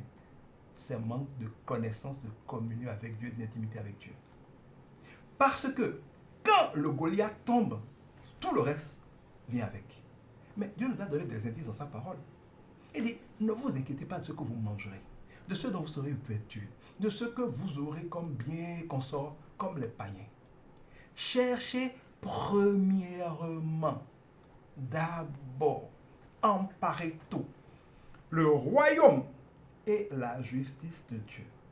Et tout le reste vous sera donné par surcroît. Si tu comprends la bonne nouvelle, que tu reçois par la foi la justice de Dieu, que tu marches soumis au règne de Dieu, que tu connais les principes qui permettent d'activer la puissance de Dieu, qui sont essentiellement la foi et la capacité à déclarer. Et c'est quand on a eu la foi qu'on a déclaré, qu'on voit ensuite dans l'action la conséquence de ce qu'on a eu la foi de déclarer. Parce que c'est de l'abondance du cœur que la bouche parle. Et c'est ce que nous disons qui se met en branle. Dans l'ordre, ce n'est pas nos actions qui comptent. La plupart d'entre nous perdons tout leur temps à essayer de faire des actions. On n'a pas de temps pour prier, on n'a pas de temps pour méditer la parole de Dieu, on n'a pas de temps pour chercher Dieu, on n'a pas de temps pour l'église, on n'a pas de temps pour faire du bien, parce qu'on veut mettre tout notre temps à gagner de l'argent. Mais c'est fait 80% des mauvaises ressources, ça ne produit même pas 20% du bonheur que Dieu a prévu pour nous. Les gens sages s'arrêtent, savent que Dieu est Dieu. Ils arrêtent de gaspiller leur vie à faire les 80% de choses que tous les pauvres, tous les gens qui échouent font et qui ne donnent au finish que 20% que la vie a offert. Ils discernent que le 20% qui change tout, c'est la connaissance de Dieu, c'est l'intimité avec Dieu, c'est la justice de Dieu, c'est la communion avec le Saint-Esprit, c'est l'exercice de l'autorité de la parole. Ils prennent le temps qu'il faut pour gagner contre ces défis-là la bataille. Quand ils ont gagné cette bataille, que le Goliath du manque de foi, le Goliath de la vie sans Dieu, parce que Dieu dit, Christ en nous, l'espérance, donc le déclenchement de la gloire. Si on ne voit pas la gloire, c'est que Christ n'est pas en nous. La plupart des gens que nous sommes là, nous allons à l'église, Christ n'est pas en nous. Les gens connaissent leur pasteur, connaissent les activités de l'église, ne connaissent pas Christ. Ce n'est pas parce que tu fréquentes ou tu vas tous les soirs sous l'arbre où les sorciers se rencontrent que tu es un sorcier. Est-ce que tu as mangé la sorcellerie? Est-ce que tu as la sorcellerie qui vient en toi? Sinon, il y a des choses que tu ne peux pas faire. Quand ils vont voler, quand ils vont aller en esprit, tu n'y seras pas. Il y a plein d'appelés qui n'ont jamais été élus à l'église. La plupart des chrétiens, 90% des chrétiens parlent de Dieu et ne connaissent pas Dieu. C'est simple. La plupart des chrétiens ne peuvent pas poser une question à Dieu, dire j'ai eu tel problème, je vais poser la question à Dieu, voilà ce qu'il m'a répondu. Ils prennent leurs rêves ou leurs envies pour la parole de Dieu. Dieu m'a dit, Dieu m'a dit. Tu poses 2-3 questions, tu vois que Dieu ne lui a rien dit. Et les résultats sont catastrophiques, il se casse la gueule, c'est la preuve que Dieu ne lui avait rien dit. Dieu ne peut pas te dire quelque chose qui se termine mal. Mais Jésus dit, mes brebis connaissent ma voix. Comment, si la foi consiste à marcher en suivant Dieu, comment peut-on marcher en suivant Dieu qu'on ne peut pas voir? Parce que si tu veux suivre quelqu'un, c'est que tu le vois, donc là où il va, tu le suis. Ou alors tu ne le vois pas, mais tu l'entends, donc il te guide. Quelqu'un qui ne peut pas voir Dieu en esprit, qui ne peut pas entendre Dieu, qui ne peut pas dire j'ai tel problème, je pose la question à Dieu, attendez, Dieu m'a répondu, on avance. Quelqu'un qui ne peut pas communiquer directement avec Dieu. Et qui, quand il dit que Dieu lui a parlé, on demande d'attendre qu'on demande au Vatican si Dieu lui a vraiment parlé. Quelqu'un qui raconte la même chose 100 fois, et Dieu ne lui dit jamais rien. Alors que lui-même dit, dis seulement une parole, je serai guéri. Et il n'entend jamais aucune parole de Dieu. Celui-là n'est pas un chrétien. Il va à l'église, mais il n'est pas un chrétien. Alors, Dieu béni dit comment pratiquer la justice de Dieu. Regardez sur mes pages YouTube, Facebook en section vidéo, sur ma plateforme SoundCloud. Vous allez voir, il y a les directs précédents. Vous avez des liens, les directs de la chapelle des leaders, les directs des dimanches. Allez sur mes plateformes ou écrivez-moi après. Vous pouvez m'écrire par WhatsApp. Au 66 64 64 64 66 64 64 64. Je vous donnerai le lien de ma page bio, vous avez les différents trucs, vous allez pouvoir y accéder. J'en ai beaucoup parlé, je l'enseigne beaucoup, vous le trouverez sur cette plateforme-là pour qu'on ne dise pas la même chose à répétition. Donc, le vrai défi pour la plupart de nous, c'est de triompher de ce Goliath. Parce que Dieu nous a créés pour nous utiliser. Il nous a créés pour vivre au travers de nous. Nous ne sommes pas censés faire les choses pour conquérir des choses. Nous sommes censés nous abandonner à Dieu et qu'il vive au travers de nous. C'est comme quand j'achète une voiture. Ce n'est pas pour que la voiture fasse des voyages. C'est pour que je conduise la voiture pour faire ce que je veux faire. Mais la plupart d'entre nous sont comme une voiture que Dieu a achetée, qui ne permet pas à Dieu de la conduire et qui demande à Dieu de l'aider à être conduite, à vivre par elle-même. Qu'est-ce qu'une voiture peut faire par elle-même si ce n'est pas de s'ouvrir pour que le conducteur la conduise? La seule chose, le pareto du véhicule, c'est de permettre au conducteur de prendre le volant. Et il va voir la vie de gloire qu'il va vivre. Le conducteur, qui sait qu'il peut compter sur sa voiture, va l'entretenir, va y mettre du carburant, va faire les vidanges, va la réparer en cas de nécessité, va faire ce qu'il faut pour pouvoir utiliser sa voiture. Mais si c'est une voiture, chaque fois que je veux démarrer, elle ne veut pas répondre. Je veux rentrer, elle ne veut pas s'ouvrir. Donc je ne peux pas compter cette voiture. Je vais mettre du carburant dedans, je vais la réparer, je vais la faire entretenir. Non. Si vous ne voulez pas permettre au Saint-Esprit, qui est le propriétaire, qui nous a créés, de prendre le contrôle, Paul nous dira, ce n'est pas nous qui vivons, c'est Christ qui doit vivre en nous. La sorcière ne fait pas des choses pour la sorcellerie. La sorcellerie agit au travers de la sorcière. Et je vous dis toujours qu'un chrétien n'est qu'un sorcier de Dieu. Si vous voulez comprendre en tant qu'Africain ce qu'est un chrétien, comprenez que le chrétien est pour l'esprit Christ de Dieu, ce que la sorcière est pour la sorcellerie qui est l'esprit du diable. C'est aussi simple que cela. Une personne ordonnée en qui l'esprit s'incarne et au travers duquel l'esprit agit. Notre Goliath, à la plupart d'entre nous, c'est cette communion avec Dieu. Moi, je ne sais pas vous dire le problème que Dieu m'a évité en me disant clairement quoi faire. Vous ne pouvez pas marcher dans le surnaturel. Par exemple, là, je ne lis rien, je vous parle. Je sais le sujet dont on va parler. Mais je n'ai rien devant moi, je n'ai même pas ma Bible avec moi. Comment pensez-vous que je peux vous parler 3-4 heures de temps parfois, répondre à toutes vos questions, sans avoir aucun papier? Mais ce n'est pas parce que tout est dans ma tête. C'est parce que j'ai relevé par la grâce de Dieu le défi d'être en communion avec celui qui sait tout. Donc, quand il faut parler, il dit ne vous inquiétez pas de ce que vous aurez à dire. Quand vous ouvrirez la bouche, je mettrai les paroles dedans. C'est tout ce que je fais en direct. Et je peux vous parler 10 ans sans m'arrêter.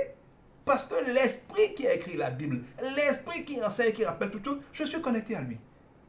La chose à faire pour avoir climatiseur, télévision, téléphone, écran plasma, tout ce que vous voulez dans une maison, c'est quoi? Le pareto de ça, c'est quoi? C'est avoir un abonnement à la compagnie d'électricité, d'avoir le compteur. Quoi que tu achètes comme appareil, comme technologie, quoi que tu fasses comme installation, si tu n'as pas l'abonnement au courant électrique de ta ville, tu ne peux rien avoir. Le vrai pareto de la plupart des gens, qui les défie, qui les nargue, c'est que soit ils ne croient même pas en Dieu, ils ne vont pas à l'église, soit ils vont à l'église, mais ils sont comme des païens à l'église. Des troncs d'arbres dans l'eau qui croient qu'ils vont devenir crocodiles. Ils ne sont jamais nés de nouveau. Ils n'ont pas appris, ils ne veulent pas apprendre à vivre avec Dieu, à marcher avec Dieu, à écouter Dieu, à interagir avec Dieu, à pouvoir agir. Dieu est vivant. Je vois les gens dire, comment on fait ci, comment on fait ça. J'aurais parfois envie de me demander à Dieu, si vous êtes un chrétien, Dieu habite en vous. Et ça, le diable est tel un Goliath qui fait en sorte que on ne gagne jamais cette bataille-là.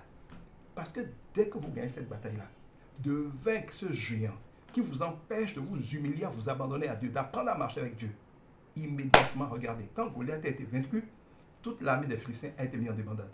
Eux qui narguaient, parce qu'ils avaient leur Goliath, les Juifs, et donc David, quand David a vaincu Goliath, ils n'ont même pas attendu de voir la suite, c'est eux qui sont mis en débandade. Évidemment, quand c'est comme ça, Dieu a permis à l'armée des Juifs de les poursuivre, de les rattraper, de les massacrer, de les tuer. Quelques-uns ont échappé, mais la majorité était tuée. Le déclenchement, c'est quoi? C'est la victoire de David. Celui qui a un cœur que Dieu aime sur Goliath. Et parlons de paroles, puisqu'on a parlé de paroles tout à l'heure, je voudrais attirer votre attention.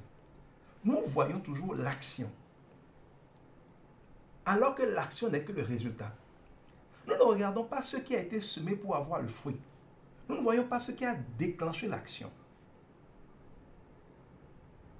Nous voyons que l'action. On voit que David a lancé un caillou. Un simple caillou.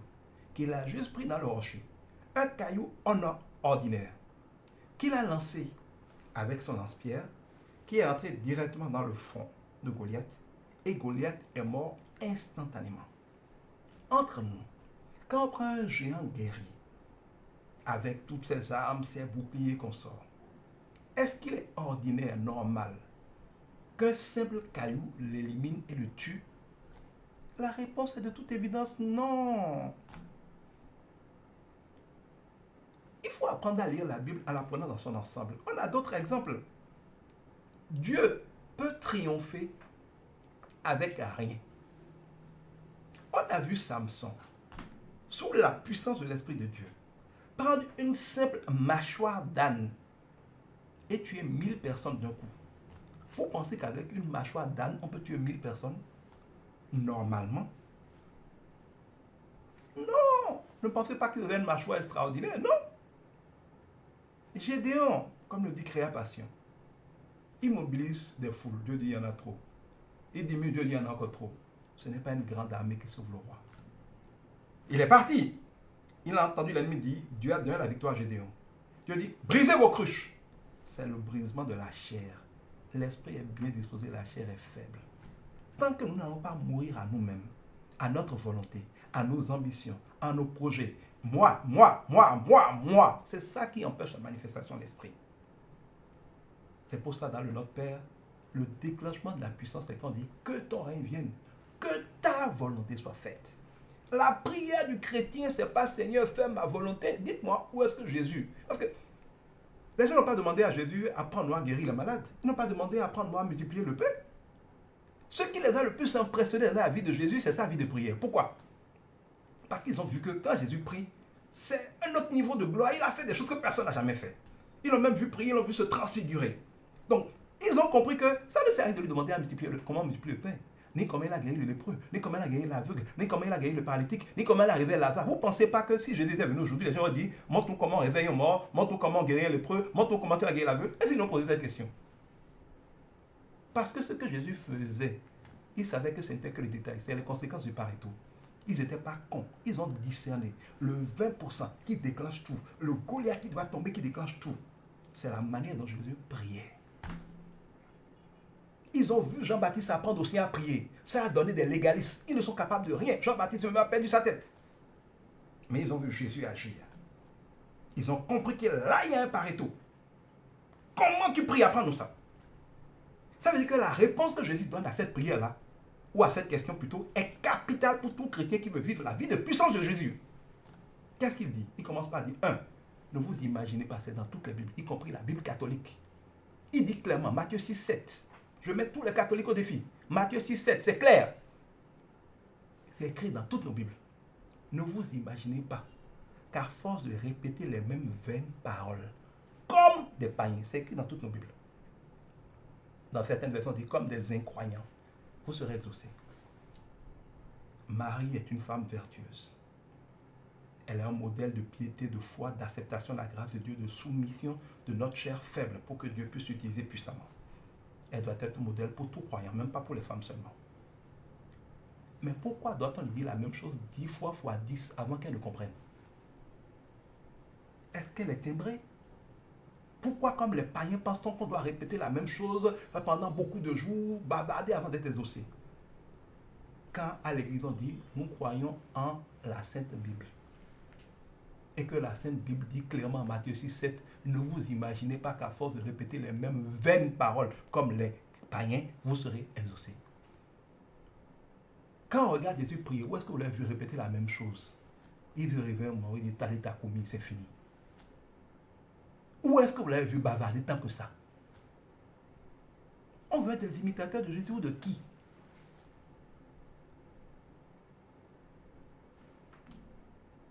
Mais quand Jésus nous enseigne à prier, on reviendra là-dessus certainement.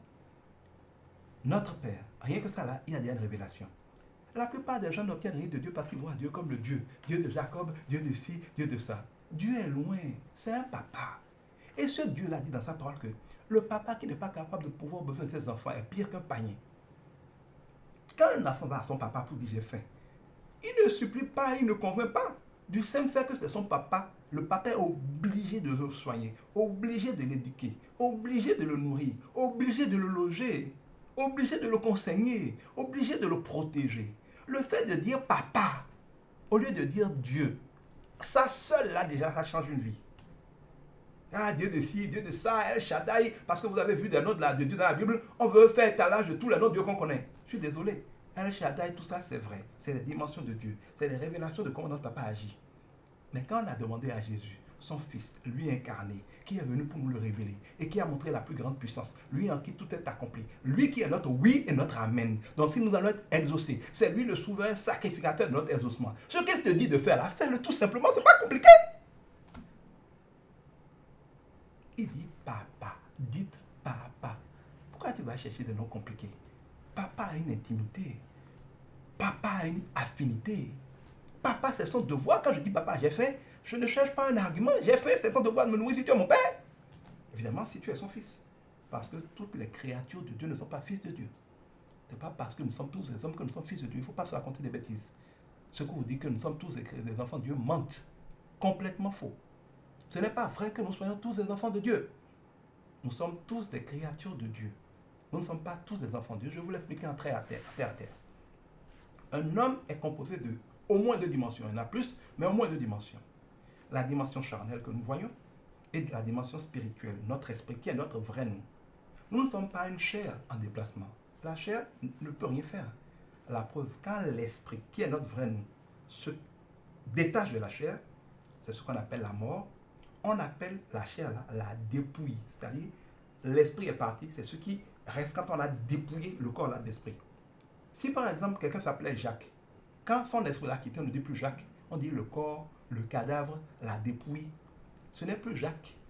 Même les païens, par leur langage, confessent que quand l'esprit est parti, Jacques n'est plus là. Il reste le corps, il reste la dépouille, il reste là. Donc, ça c'est la poussière. L'être humain, ce n'est que la poussière. La preuve, on voit dans la Genèse, Dieu a créé l'esprit d'Adam, mais on voit en fait de Genèse 1 qu'il n'y avait pas d'homme visible. Donc Dieu a dû prendre la poussière de la terre, former comme la carrosserie, a mis l'esprit d'Adam dedans, et là, Adam est devenu un être vivant capable d'agir. Parce qu'il y a une différence entre la création et la formation. Quand j'imagine, par exemple, un bâtiment, je viens de le créer. Quand je fais le plan, j'en fais une représentation pour que vous sachiez ce que j'ai créé. Mais quand je construis le bâtiment, je viens de le former. Quelque chose peut ne pas avoir été construit, mais avoir déjà été créé. Donc, quand Dieu a voulu créer l'homme, il a créé pleinement en esprit. Mais il ne lui avait pas encore formé un corps. C'est pour ça qu'à la fin de Genèse 1, on voit que tout était créé, mais on ne voyait rien. Le corps n'est qu'un véhicule de fonction pour permettre à notre esprit de se matérialiser, de s'incarner. C'est pour la même raison que la sorcellerie a besoin d'un sorcier pour agir, ou d'un hibou pour agir, ou d'un cochon pour agir. Parce qu'un esprit désincarné ne peut pas interagir avec la matière. Donc, ce que nous appelons notre corps n'est pas nous. Ce n'est que le corps que Dieu nous a donné. C'est comme un véhicule de fonction. Notre vrai nous, c'est l'esprit. Allons en terre à terre. Un homme a pour enfant un homme. Un homme ne peut pas avoir pour un enfant un mouton. Si je me trompe, vous me dites. Bon. Un singe a pour enfant un singe. Un chat a pour enfant un chat. On est d'accord. Donc, un homme ne peut avoir comme enfant qu'un homme. La chair ne peut avoir comme enfant que la chair. Et Dieu ne peut avoir enfant que Dieu. C'est pour ça que les gens demandent, est-ce que Jésus-Christ est Dieu? Je dis, mais si le fils d'un homme est un homme, pourquoi le fils de Dieu ne serait pas un Dieu? Des fois, on veut être intelligent, on est bête, excusez-moi, nous tous là. Dieu, c'est une nature. Si le fils d'un homme est un homme et que le fils d'un mouton est un mouton, pourquoi voulez-vous que le fils de Dieu soit autre chose qu'un Dieu? Mais Dieu est esprit. Les célestes diront, oui, nous on dit Saint-Esprit. Le Saint-Esprit, ce n'est que l'Esprit de Dieu qui vient habiter en nous. Donc Dieu est esprit. Ça veut dire que si Dieu est esprit, doit engendrer un enfant, doit avoir un fils, ça ne peut être qu'un esprit. L'esprit engendre l'esprit. La chair engendre la chair. L'homme engendre l'homme. Le chien engendre le chien. Ce que nous avons comme corps là, c'est la chair, c'est l'homme. Nous l'avons reçu parce que nous sommes enfants d'Adam et Ève par leur corps, en passant par nos parents. C'est Dieu qui a créé la chair. Nous sommes donc des créatures de Dieu, au même titre que les chiens, que les singes, que tout. C'est d'ailleurs pour ça que les païens, avec des trucs comme Darwin, les bêtises de Darwin, il s'en est répandu à la fin de ces jours, mais les gens n'ont plus fait la publicité, ont des théories stupides comme celle de l'évolution. On essaie de nous faire croire que c'est en partant de la cellule, d'une petite cellule, on est devenu poisson, on est devenu ci, et puis on est devenu singe, on a évolué vers les hommes, c'est des bêtises.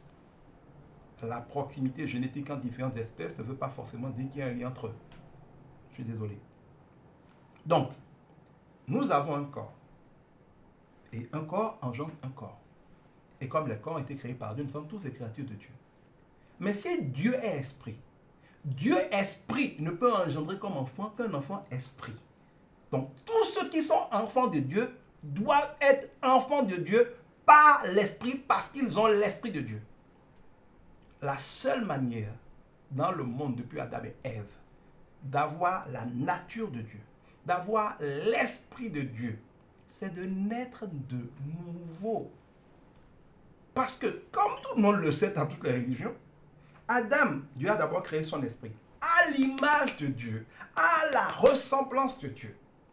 Mais ce n'était que de l'esprit, ce n'était pas visible. Dieu crée ensuite le corps et le met dedans.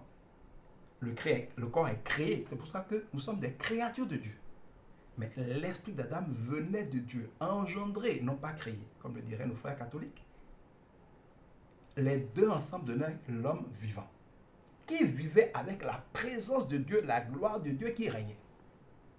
En choisissant de désobéir à Dieu et de s'allier à Satan, l'esprit de Dieu en Adam est mort. Dieu lui avait dit, si tu pêches, tu mourras. Et Dieu veut ça pour l'accomplir. Comme il n'avait plus l'esprit de Dieu qui est mort en lui, il a été chassé du jardin, qui est le lieu des esprits.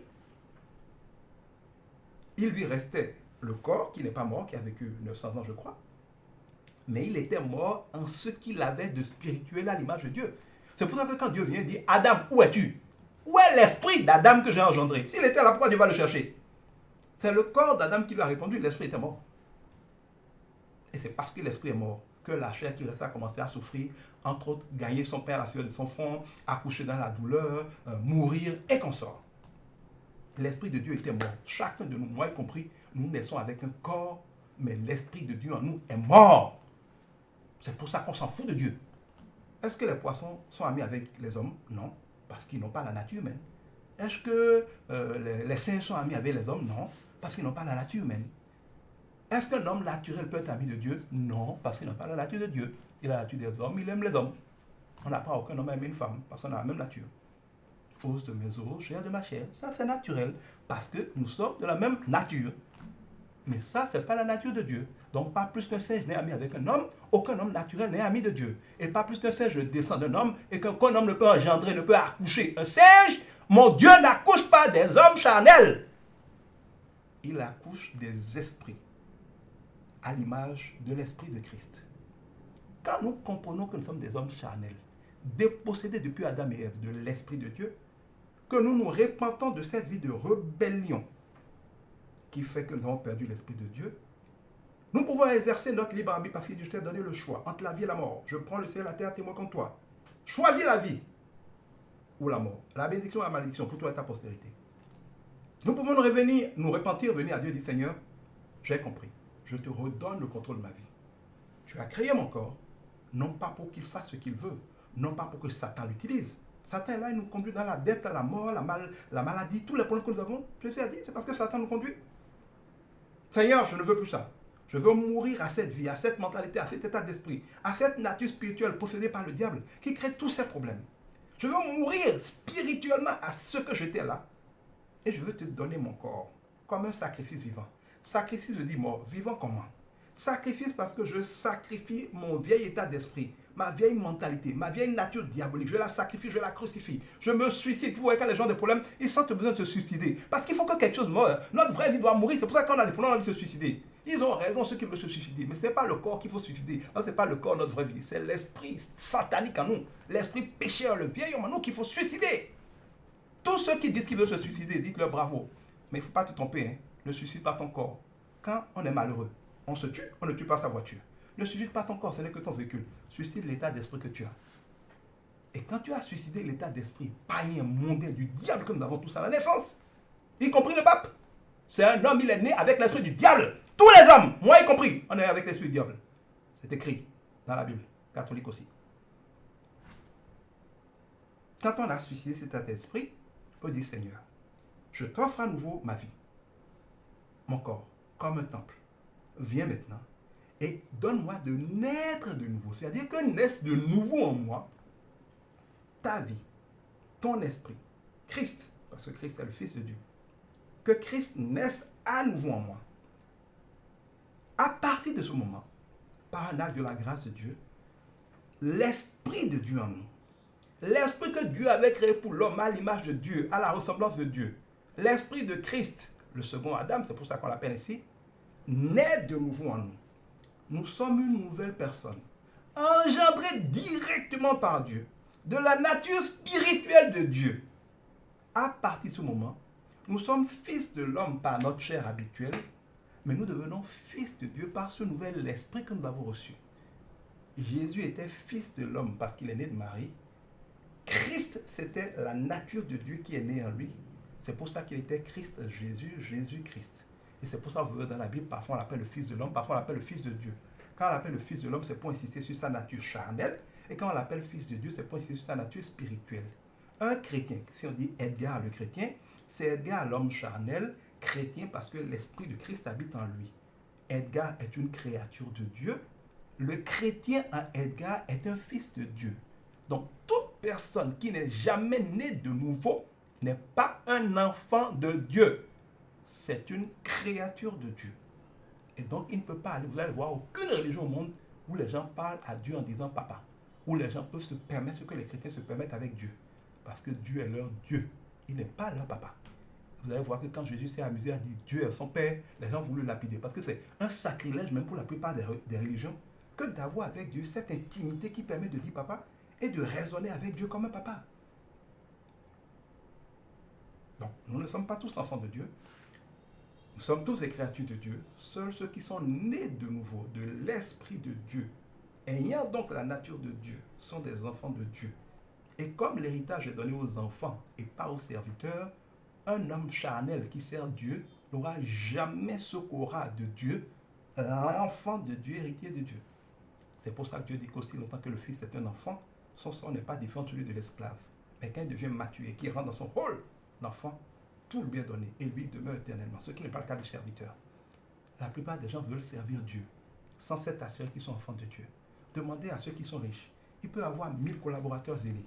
Tant qu'il n'a pas son enfant biqué, il n'est pas heureux. Et le jour où il veut donner son héritage, il peut avoir 1000 collaborateurs qui l'ont servi avec zèle.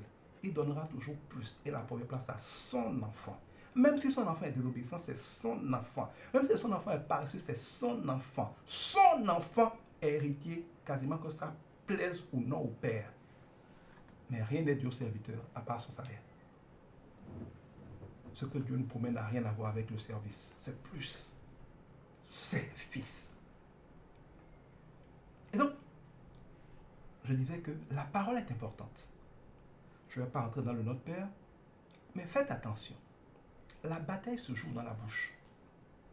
Quand David a rencontré Goliath, regardez bien. Goliath a libéré des paroles de malédiction. Je vais te donner à manger assis. Est-ce que je suis un chien pour que tu viennes contre moi? Regardez bien. Je ne rentre pas dans les détails pour qu'on ne soit pas long. Mais vous allez voir que David a d'abord subi un bombardement. C'était pas long. Je vous ai dit, ce n'est pas une question de bavardage. Des nouvelles, on n'a plus fini. Goliath a maudit David par ses dieux. C'est écrit dans la Bible. En libérant certains mots de paroles contre David. Je fais encore une pause là pour venir en arrière. Excusez-moi de faire comme ça, mais c'est comme ça que l'Esprit me conduit. Tous les combats se jouent en parole. Regardez un autre homme terrible de la Bible, Élie. Voilà quelqu'un qui ferme le ciel par une simple parole. Pendant 3 ans, pas une goutte de pluie. Pendant ce temps, Dieu le nourrissait au torrent de Kirtis. Il lui envoyait des corbeaux pour le nourrir. Ce type-là seul, il affronte plus de 430 prophètes de Baal. Il fait descendre le feu, il triomphe d'eux, et devant le peuple, il les tue tous, un à un. Lui seul, Élie, il tue 430 prophètes. Ils étaient armés, puisqu'il y avait moins des instruments pour faire le sacrifice, leurs couteaux et consorts. Et on sait tous que le prophète de Baal, leur patronne, c'était Jézabel, avec son mari Achab. Tout ce monde-là est là. Élie les a tous vaincus par la puissance du Saint-Esprit, parce qu'il était saisi par l'Esprit de Dieu. Parce que dans le Nouveau Testament, depuis que Jésus a été à la croix, l'Esprit habite en permanence en ceux qui sont vraiment nés de nouveau et remplis du Saint-Esprit. Mais avant, l'Esprit n'habitait en personne. Il venait occasionnellement sur les rois, les prophètes, les juges, les gens comme les Samson et consorts, pour faire de grandes choses, les Gédéon et consorts, et ensuite il se retirait. Donc, Élie, à un moment, rempli par la puissance du Saint-Esprit, avec le même zèle qui a permis que Pierre sorte et évangélise 3000 personnes, a fait ce que je viens de vous décrire là. Vous imaginez, calmez-vous, regardez, il faut prendre le temps de vivre les choses.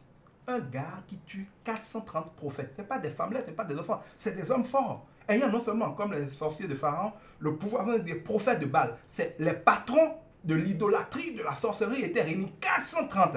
Ils avaient comme marraine la reine du pays, Jézabel, et comme parrain, le roi du pays, Achab, devant tout le peuple qui était pour la plupart idolâtres. Un seul homme les a tous vaincus. Un seul. Vous croyez que c'est juste parce qu'il voulait, et que c'est parce qu'il était un peu plus fort que les autres, que c'est une manière de parler? Quand Dieu saisit quelqu'un, vous n'avez pas idée de ce qu'il peut faire. Mais quand l'esprit s'est retiré, Jézabel, la même qui était là, tout ça fait passer, elle n'a pas pu broncher un mot, parce que l'esprit de Dieu était en action. La même Jézabel n'a même pas osé se déplacer. C'est tellement qu'elle-même avait peur. Elle envoie juste un messager dire à Élie que si elle est Jézabel, comme si elle n'était pas là quand on les a tous tués, que si Élie ne perd pas sa tête dans les prochains jours, elle n'est pas Jézabel. Vous auriez pu dire qu'Élie va s'en foutre, il a la puissance de Dieu. Élie a paniqué, Élie a fui, et il a commencé à demander la mort. Pourquoi croyez-vous que Dieu montre Si Dieu était l'auteur d'un roman et que la Bible était une comédie, pourquoi quelqu'un fait un scénario, présente son héros qui vient de gagner de tout, vous avez vu ça dans un film, et subitement le héros devient un fuyard qui fuit devant ceux qui viennent de battre? Vous avez vu ça dans quel film? Dans quel roman vous avez vu ça? Aucun homme ne peut écrire tel scénario. Mais notre Dieu est honnête, il présente les choses dans la vérité. Et cette vérité, c'est que quand vous êtes sous la puissance de l'Esprit de Dieu, vous pouvez faire des choses terribles.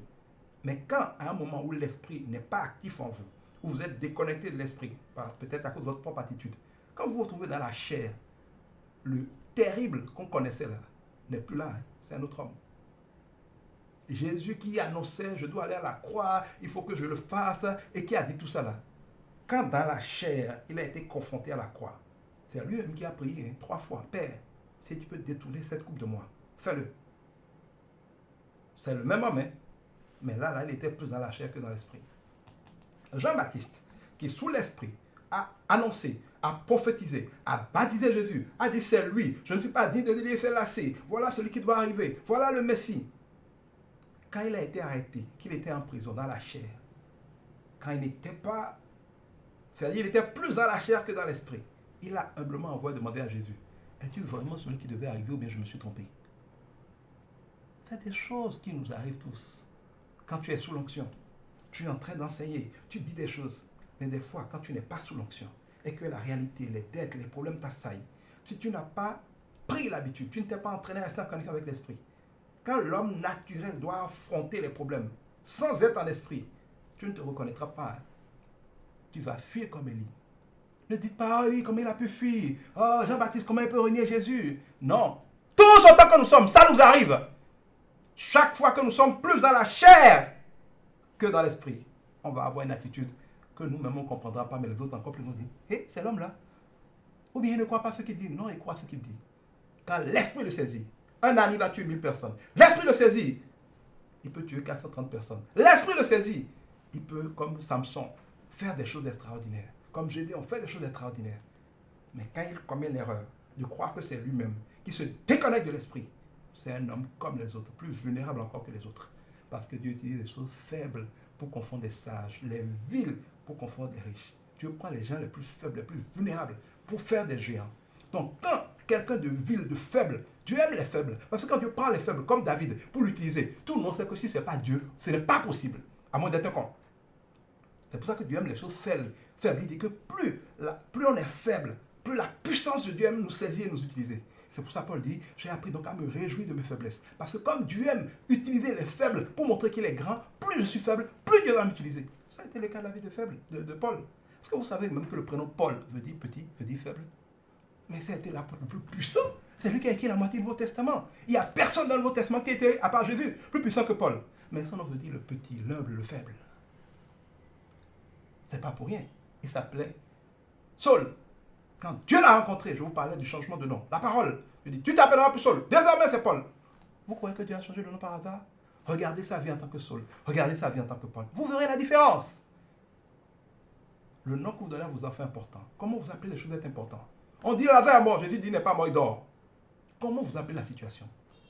Mon diabète. Eh bien, c'est ton diabète. Tu aurais pu dire un dérèglement de glycémie. Tu aurais pu dire le diabète. Tu aurais pu dire un trouble glycémique.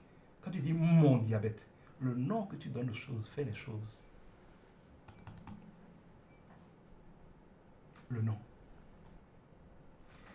Goliath va donc libérer des paroles de malédiction.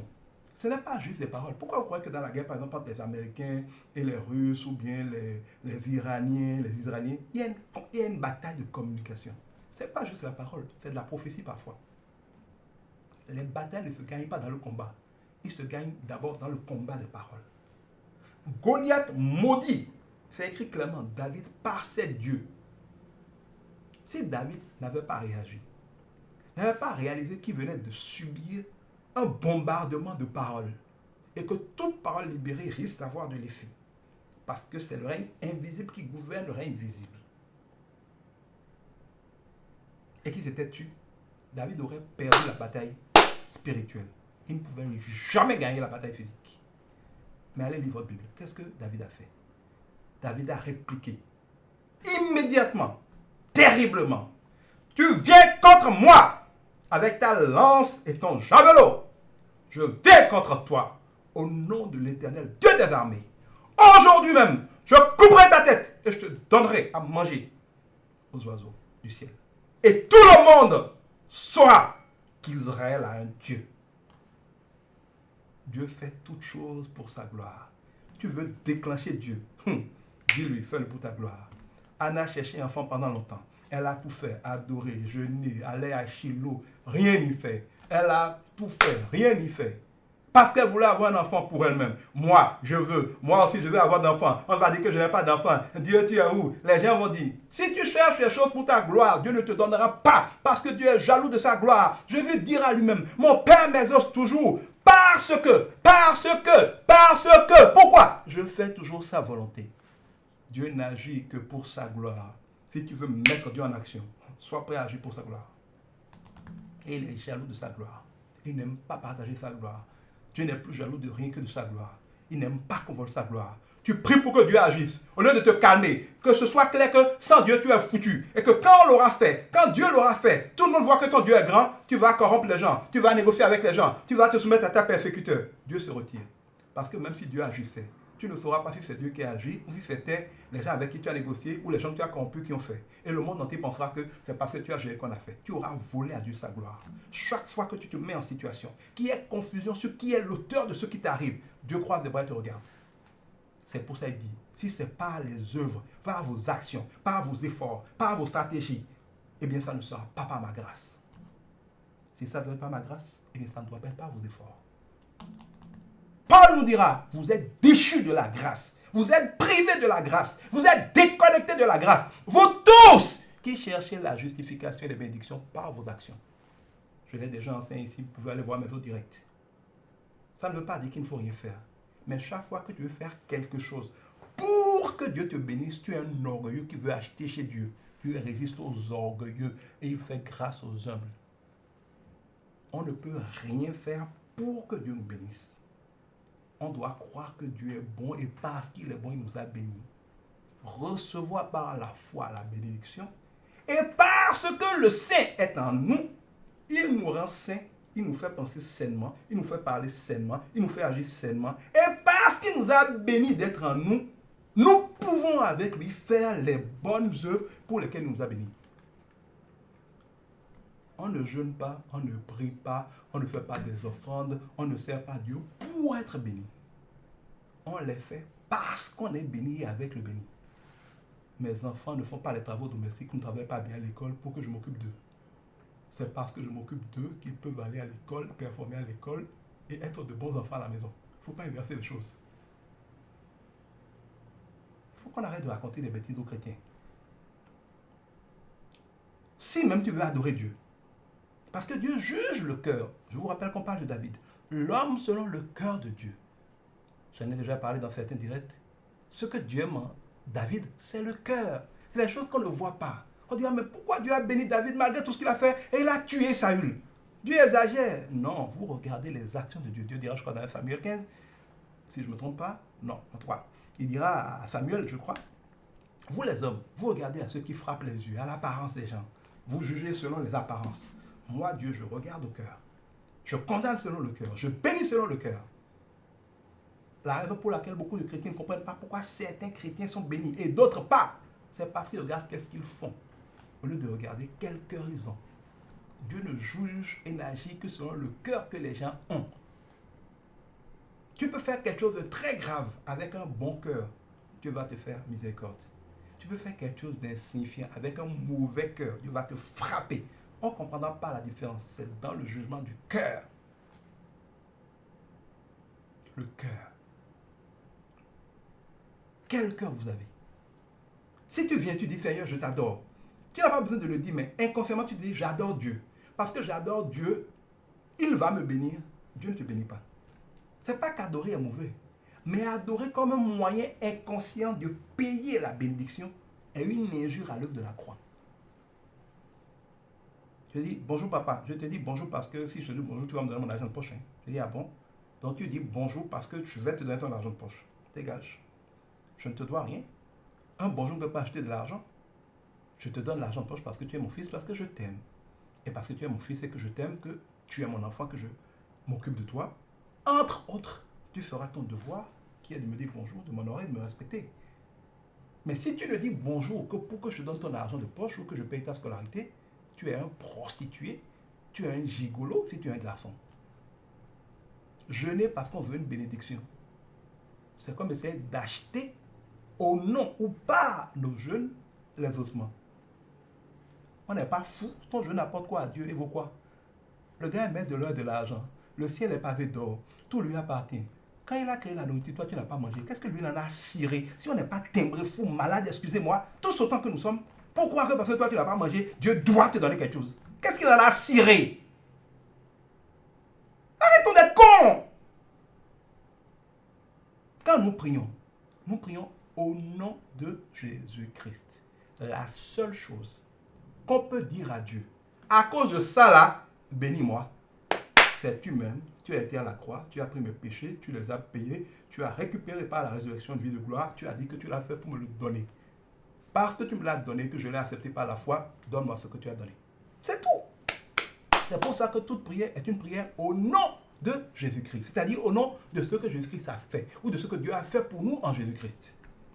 Dieu se sent glorifié, on dit qu'il a fait tout ça pour la gloire de sa grâce. Dieu se sent glorifié, honoré qu'on dise, je suis venu à toi simplement parce que tu m'as aimé en Jésus-Christ. Et comme j'ai accepté d'être en Jésus-Christ, donne ce que tu as promis. Dieu dit d'accord, je vais sur ma parole pour l'accomplir, j'ai dit de me rappeler ce que j'ai promis, tu me l'as rappelé, prends.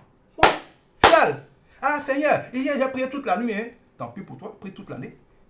Il y a des gens qui prient tous les jours, beaucoup plus que toi. Ils n'ont rien. On s'en fout. Rien ne vaut l'œuvre de la croix. C'est une insulte à ce que j'ai. Si quelque chose pouvait nous payer la bénédiction, pourquoi Dieu devrait aller à la croix? C'est parce que rien ne peut valoir ce qu'il fallait faire, que lui seul pouvait le faire, qu'il a été à la croix. Nous sommes sauvés par une seule chose. Toute tentative de présenter à Dieu autre chose que ça est une injure à Dieu et Dieu le traite comme ça. C'est pour ça que la plupart des chrétiens ne sont pas exaucés. Parce que justement, ils prient avec l'intention, à cause des mauvais enseignements que nous leur donnons dans nos églises, de faire des choses pour mériter la bénédiction, au lieu d'aller à Dieu en reconnaissant qu'il a béni, en rendant grâce pour la bénédiction et en disant, à cause de ce que tu l'as fait par amour en Christ, je le télécharge. Et pour ça Dieu dit, ne vous inquiétez de rien, mais quels que soient leurs besoins, adressez-vous à Dieu avec des supplications et des actions de grâce. La vraie prière, ce n'est pas Seigneur, je fais ci pour que tu me bénisses. C'est je reconnais que tu es bon, tu as tout accompli, tu m'as déjà béni de toutes les bénédictions, mais ils sont cachés en Christ. Comme j'accepte par la foi de naître de nouveau. Si vous n'êtes pas de nouveau, tout ce que je vous dis là ne vous concerne pas. Ce n'est pas affaire de je suis religieux, je suis né dans telle religion, que ce soit évangélique, protestant, catholique, tout ça, c'est vos problèmes. Abraham, le père de la foi, Dieu dit d'abord quitte la religion. Aucune religion ne conduit personne au ciel. Les religions, c'est des groupes d'hommes qui parlent de Dieu. Ils peuvent parfois, heureusement, enseigner de bonnes choses aux gens sur Dieu, mais la religion en elle-même, on ne peut pas lui être fidèle. Elle peut être une école qui nous conduit à Dieu. Mais ce qui donne une vie heureuse, c'est la relation personnelle, le cœur à cœur, le esprit à esprit avec Dieu. Une religion qui est de Dieu ou qui se veut travailler pour Dieu doit vous apprendre, comme le Nika a fait avec Esther, à aller plaire à Dieu et à faire alliance avec lui. On doit apprendre aux chrétiens à vivre avec Dieu. Aucune église, aucun pasteur par sa prière, par sa prophétie ne peut changer votre vie. S'il le dit, c'est un menteur. Il peut chasser un démon, il reviendra 7 fois plus. Il peut déclencher quelque chose dans votre vie, d'accord. Mais si globalement, vous ne vivez pas avec Dieu, vous n'irez pas loin. Arrêtez de raconter des bêtises aux enfants de Dieu, que les enfants de Dieu aussi arrêtent de croire des bêtises, des trucs saugrenus dans les églises. Sans Jésus-Christ, en esprit, en vérité, une relation avec lui, tu lui parles, tu le connais, il t'entend, il te comprend. Tu prends tes décisions basées sur lui, tu diriges ta vie avec lui. Si tu n'as pas une relation personnelle avec Jésus-Christ, je te mets au défi. Tu peux avoir l'homme de Dieu le plus puissant du monde. Tu n'iras nulle part. Tu peux dormir à l'église. Tu n'iras nulle part. Jeûne 365 jours dans l'année. Tu n'auras rien. Je te mets au défi de prouver le contraire. Dieu va essayer sa parole pour l'accomplir. Vous cherchez des gens qui vont vous mentir. Viens, je vais jeûner pour toi. Viens, je vais prier pour toi. Vous cherchez des Goliaths. Vous cherchez comme Satan des raccourcis. Ou sans devoir vous abandonner à Dieu. Sans marcher avec Dieu. Sans vous soumettre à Dieu. Sans apprendre à vivre en relation avec Dieu. Quelqu'un va faire le travail exprès de vous donner la bénédiction. Ça n'existe pas. Ça n'existe pas. Homme de Dieu, arrêtez d'être des menteurs. De promettre aux gens des choses que vous ne pourrez jamais faire. Juste pour les voler. Et vous aussi arrêtez de croire du n'importe quoi. Aucun homme ne peut changer votre vie. Un homme de Dieu n'est qu'un homme. Allez au Dieu des hommes et laissez les hommes de Dieu tranquilles. qu'ils vous éduquent, qu'ils vous enseignent, qu'ils vous apprennent, qu'ils vous prophétisent, mais qu'ils vous apprennent à marcher avec le Dieu du roi, le vrai Dieu, le seul roi des rois. Vous voulez être roi, soyez avec le roi des rois. Vous cherchez des raccourcis. Là-haut avec un peu d'eau, là-haut avec un chapelet, là-haut avec une statue, là-haut avec un jeûne. Chaque religion a son lot, hein. Là-haut avec juste une fête ou un jeûne pendant 40 jours, on a tous les problèmes. Allez régler tous les problèmes, venez me montrer la solution. Dieu est là, gratuit. C'est un papa.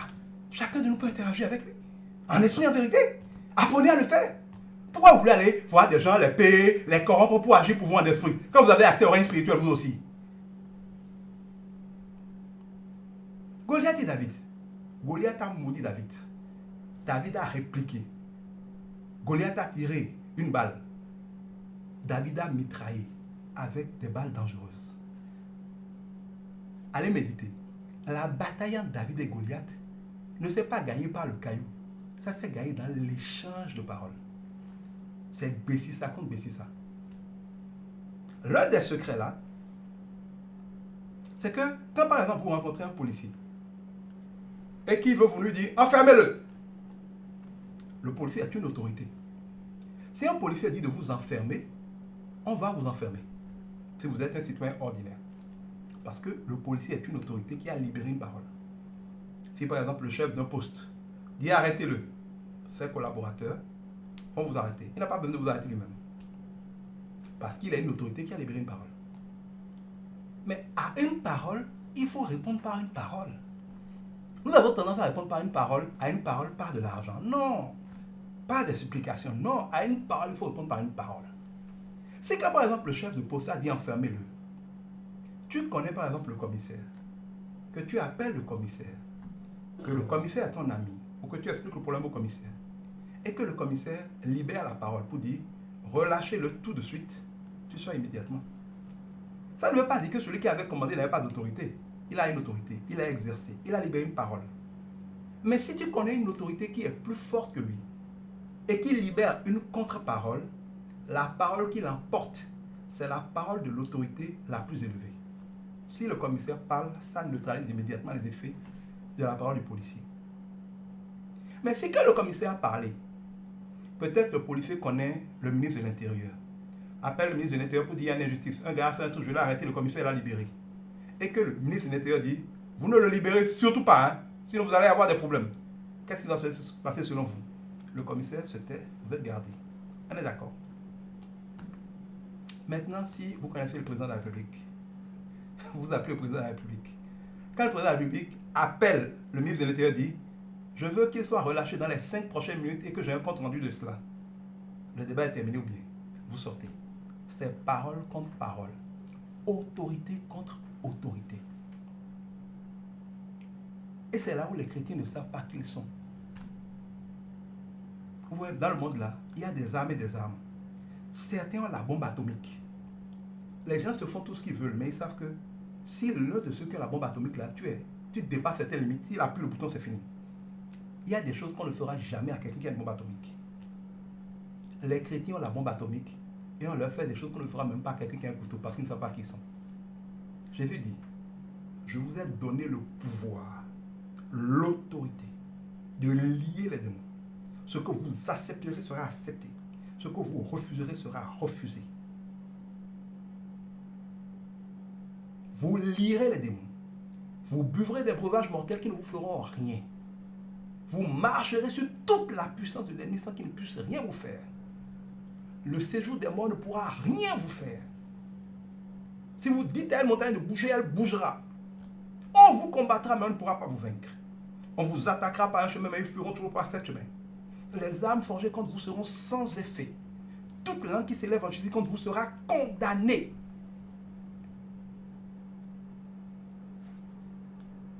Voilà l'héritage de ceux qui sont en Christ. Quand tu as des problèmes, tu cherches qui tu connais. Un jour, Dieu m'a dit, mais vous cherchez souvent qui vous connaissez. Comme si moi, je ne suis personne.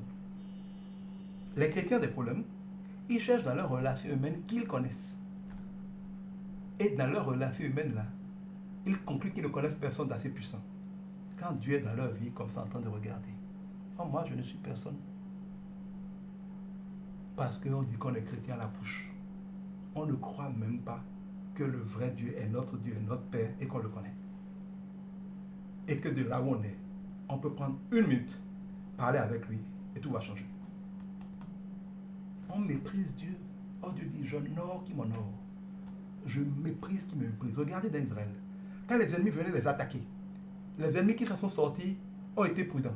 Mais chaque ennemi qui attaque Israël, qui se moque de son Dieu, votre Dieu ne peut rien, j'ai vaincu d'autres pays, c'est qui le Dieu d'Israël? Regardez bien la Bible, ça se garde toujours pour la personne. Le roi dit, prévenez le prophète. Le prophète dit Dieu, voilà ce qu'ils ont dit. Dieu dit, ah bon? D'accord, dites-leur.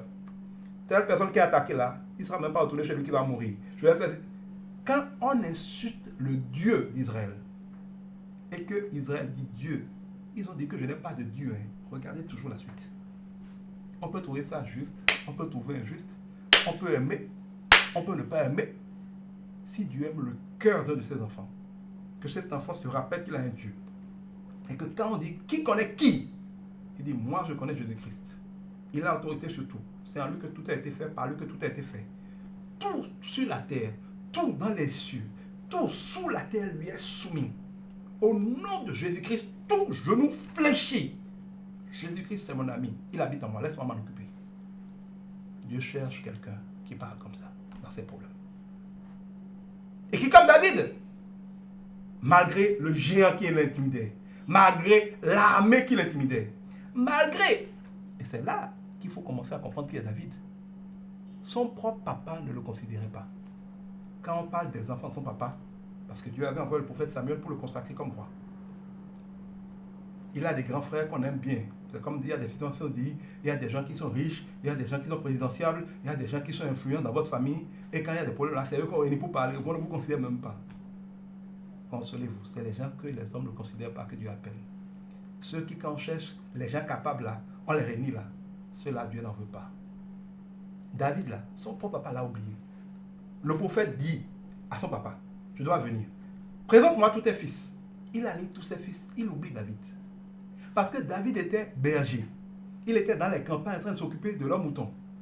Ils l'ont tellement oublié comme étant le petit garçon insignifiant que quand le prophète dit qu'il veut venir voir les fils de Isaïe, il n'a même pas pensé à appeler au moins David, comme si lui n'était pas son fils. Je dis à quelqu'un,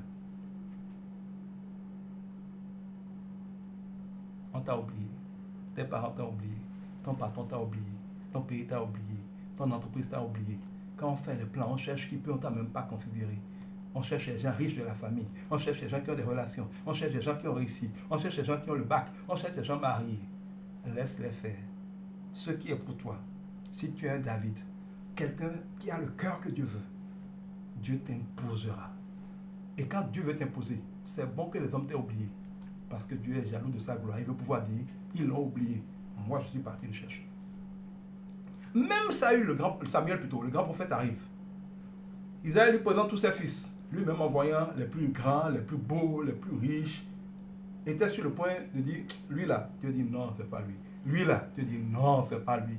Tu es un grand Samuel, tu es un grand prophète, mais vous les hommes là, vous ne regardez que ça pense. Aucun de cela. Samuel dit quoi? Il lui reste encore un fils. Isaïe, tu n'as pas un autre enfant? Tiens, oh, mais il y a le petit maman là qui est dans les champs. Bon, attendez, on va l'appeler. Ils étaient sûrs que même le prophète même va être découragé. Mais quand il vient, Dieu dit au prophète, c'est lui. C'est lui l'homme selon mon cœur. Insignifiant pour les hommes. Petit, faible. Mais je sais le cœur que je lui ai donné. C'est lui que j'ai choisi. Mettez l'onction sur sa tête. C'était pas connu. C'était dans la maison d'Isaïe. C'était pas public. C'était plus de 10 ans, je crois, 13 ans, avant que David ne monte sur le trône. Dieu avait envoyé quelqu'un qui, dans le secret, après qu'on est parti de chercher des champs, dans le secret d'une chambre, a dit, à partir d'aujourd'hui, au nom de l'Éternel, tu es le prochain roi d'Israël. L'actuel roi qui était Saül était là, hein, il régnait. Hein. Il ne savait pas tout ça. Mais quelque part, Dieu avait déjà décidé que pour lui c'est terminé. Entre autres parce que quand vous regardez la vie de Saül, il n'était rien, Dieu l'a pris, Dieu l'a élevé. Il a fait de grandes choses, mais il avait un seul problème. Il considérait que s'humilier devant Dieu n'est pas le plus important. Dieu dit d'attendre, il avance. Dieu dit détruire tout, il dit bon, on n'a pas besoin de tout détruire. Il n'avait pas la crainte de Dieu. Le commencement de la sagesse, c'est la crainte de Dieu. Ce n'est pas la peur de Dieu, mais c'est prendre Dieu au sérieux. Ne pas faire comme si Dieu serait détaillé. Il a fait de bonnes choses, il a fait de grandes victoires. Mais parce qu'il n'en aurait pas la gloire de Dieu, parce qu'il ne considère pas que faire ce que Dieu dit, plaire à Dieu, dépendre de Dieu, était tout. Dieu dit maintenant ça suffit, toi je t'arrache la royauté. Je me suis trouvé quelqu'un d'autre qui va avoir le cœur que je veux. Dans le secret, on a pris David, on l'a couronné en esprit. Le couronnement en esprit précède toujours le couronnement physique.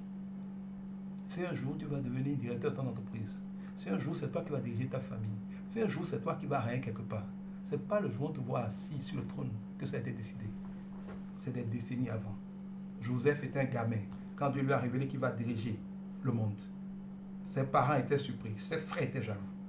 C'est même pour ça qu'ils ont déclenché la persécution contre lui. Mais on a tourné, esclavage, prison, vente, tout ça. À la fin des fins, Joseph est devenu numéro 2 en Égypte. Il a gouverné quasiment le monde, y compris tout Israël.